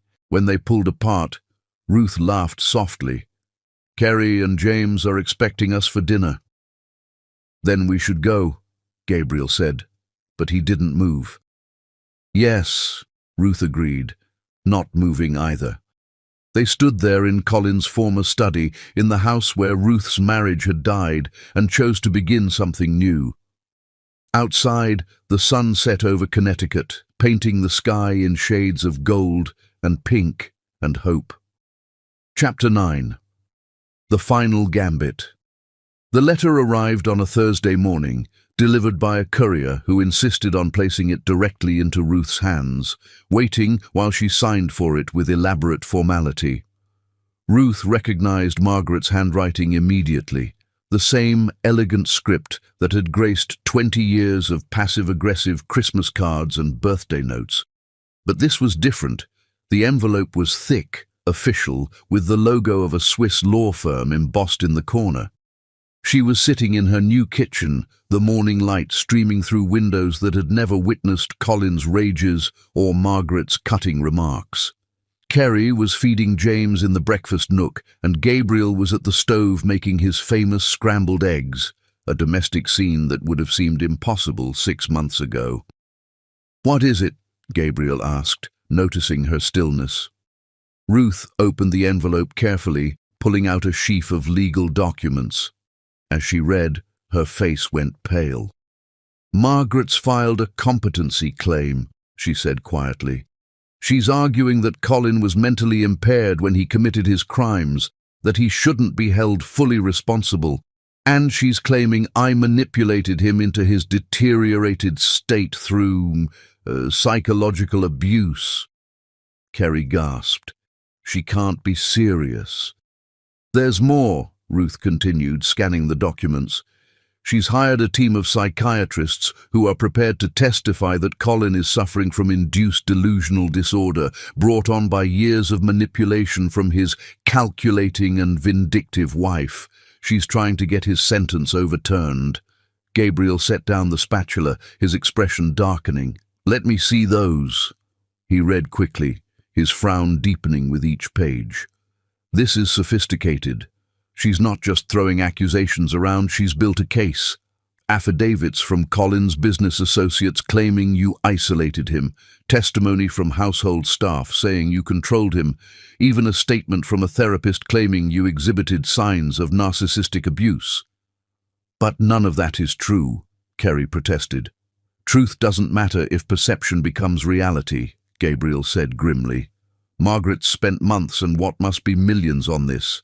She's trying to flip the entire narrative." Ruth stood abruptly, pacing to the window. Outside, her new neighbors went about their morning routines, blissfully unaware that her carefully rebuilt life was under attack again.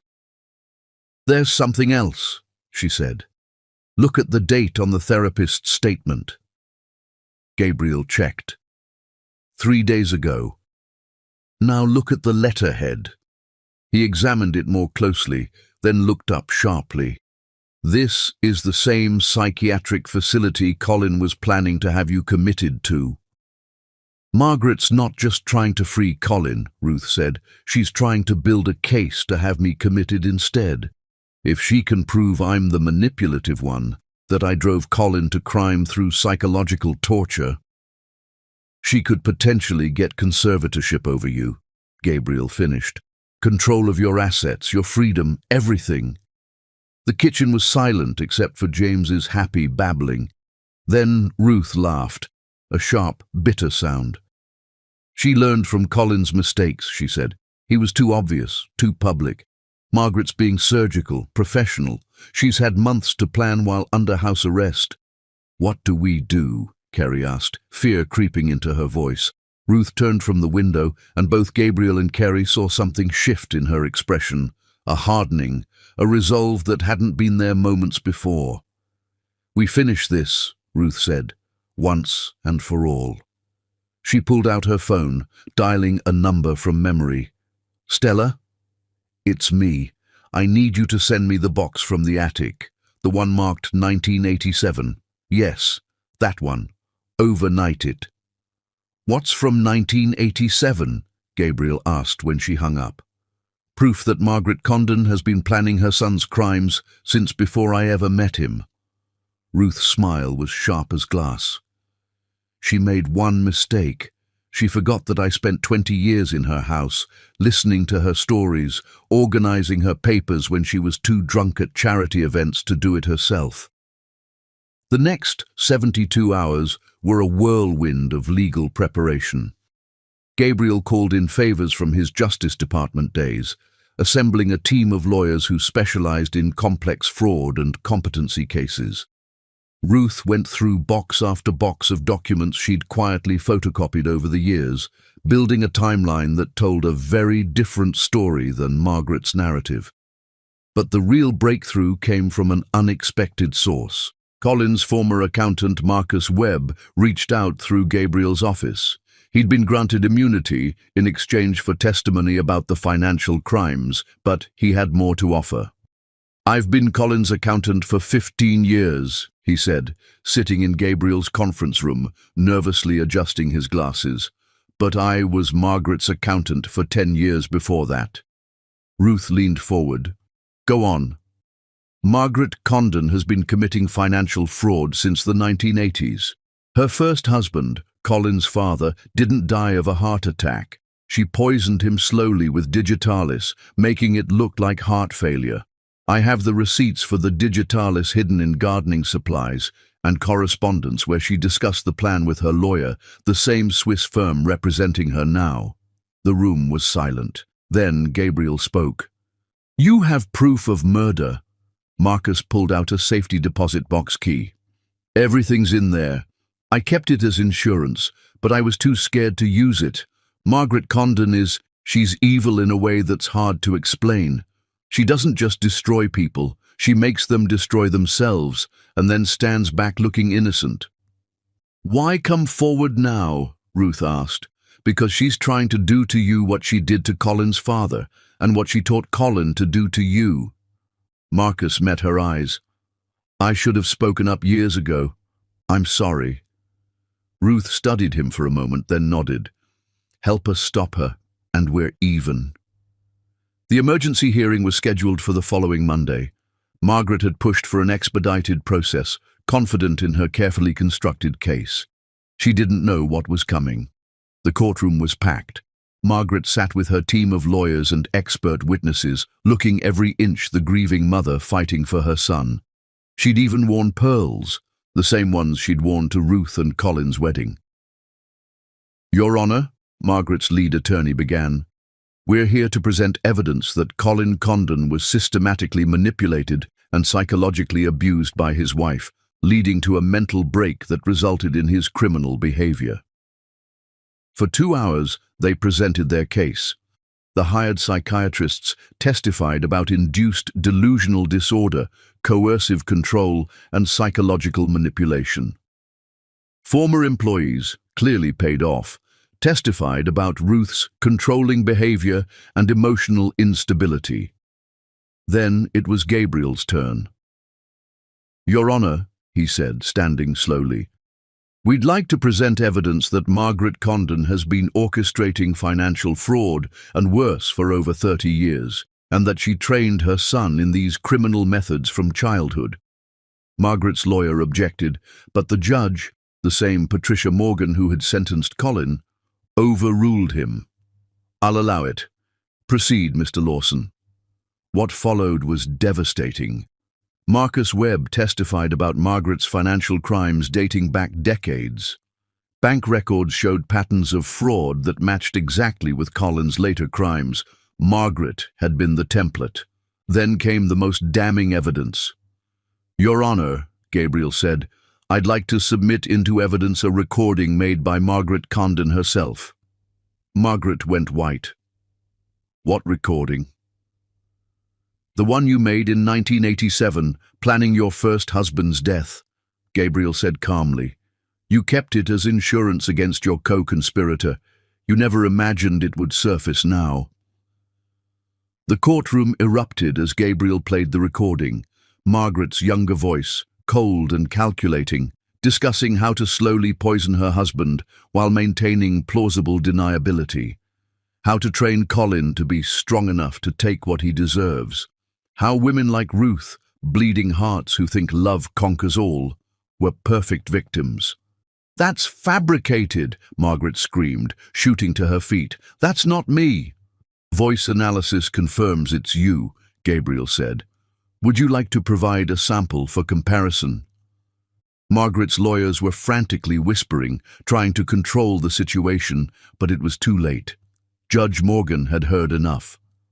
"Mrs. Condon," the judge said, her voice like ice, "it appears you're not just an accomplice to your son's crimes, but the architect of them. And now you're attempting to use the same tactics against Ms. Farrell that you've been perfecting for decades."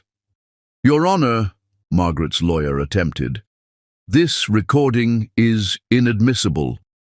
"On the contrary," Judge Morgan said, "it speaks directly to the claims being made about Ms. Farrell's supposed manipulation. It appears the only manipulator in the Condon family is sitting right there." But Ruth wasn't done. She stood, asking permission to address the court.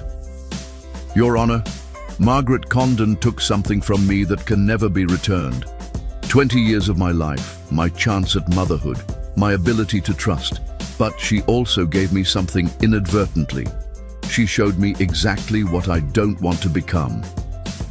She turned to face Margaret directly. "You had everything: wealth, status, a son who could have been good if you'd let him. But you poisoned it all with your hatred, your racism, your need to control. You created Colin in your own image, and now you both get to live with the consequences." "You destroyed my son!" Margaret shrieked, all pretense of dignity gone. "You turned him against me." "No," Ruth said quietly. "You destroyed him yourself. I just survived long enough to bear witness." The judge's ruling was swift and decisive. Margaret's claims were dismissed with prejudice. Furthermore, based on the evidence presented, she ordered an immediate investigation into the death of Margaret's first husband and additional charges to be filed. As the bailiffs moved to revoke Margaret's bail, she made one last, desperate play. "I'll give you everything," she shouted at Ruth. "All the hidden accounts, the offshore holdings Colin doesn't even know about. Hundreds of millions. Just drop this, please." Ruth looked at her former mother-in-law, this woman who had tormented her for 2 decades, and felt nothing. No anger, no satisfaction, just emptiness where Margaret's poison used to live. "I don't want your money," Ruth said. "I want you to spend every remaining day of your life in a cell, thinking about what you've done. That's worth more than any amount you could offer." Margaret was dragged away, screaming threats and profanities that echoed through the courthouse halls. Her lawyers scattered like roaches in light, distancing themselves from their toxic client.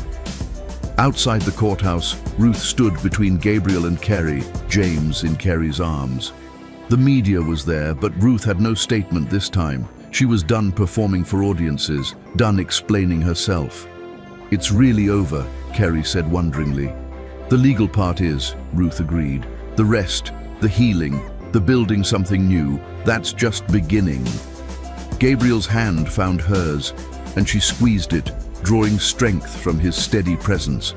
They walked away from the courthouse together, leaving Colin and Margaret's poisonous legacy behind. That evening, back at the brownstone, Ruth found herself in the nursery she'd set up for James when Kerry visited. She'd painted it soft green, gender-neutral, the color of new growth. All those years, she'd dreamed of decorating a nursery in the mansion, but Colin had always found reasons to delay, to wait. Gabriel found her there, holding a stuffed rabbit she'd bought for the baby she'd lost at 16 weeks. "I'm selling my grandmother's trust fund," she said without preamble. "What?" "Ruth, that's your security. I'm using it to set up a foundation for women trying to leave abusive marriages but who don't have the resources. Women who are being gaslit, manipulated, controlled. She turned to him. I had money, education, connections, and it was still almost impossible to escape. What about women who don't have those advantages? Gabriel studied her face. That's a beautiful idea. Kerry wants to run it, Ruth continued. She's been taking business classes online. She's brilliant, actually. Colin just never let her show it. And you trust her with this? I trust her because she knows what it's like to be trapped. She'll recognize the women who need help because she was one of them. Ruth set down the rabbit carefully. We were both victims of the Condon family. Now we can be something else. What? Survivors who help other women survive. Gabriel pulled her into his arms, and Ruth let herself lean into his strength. They stood there in the nursery that represented all her lost dreams, planning a future that Colin and Margaret had tried to steal. I love you, Gabriel said quietly, the first time either of them had said it aloud. Ruth pulled back to look at him. Even after seeing all of this, the mess, the drama, the dysfunction, especially after seeing all of it, you faced down monsters and came out with your humanity intact. How could I not love you? Before Ruth could respond, her phone rang. It was the federal prosecutor. Ms. Farrell, I thought you should know immediately. Colin Condon was found dead in his cell an hour ago. The world seemed to stop. What? How? Suicide. He left a note. It's addressed to you. Ruth sank onto the window seat, Gabriel's arms around her. What does it say? It says, you won. I hope you're happy. You've destroyed everything that mattered.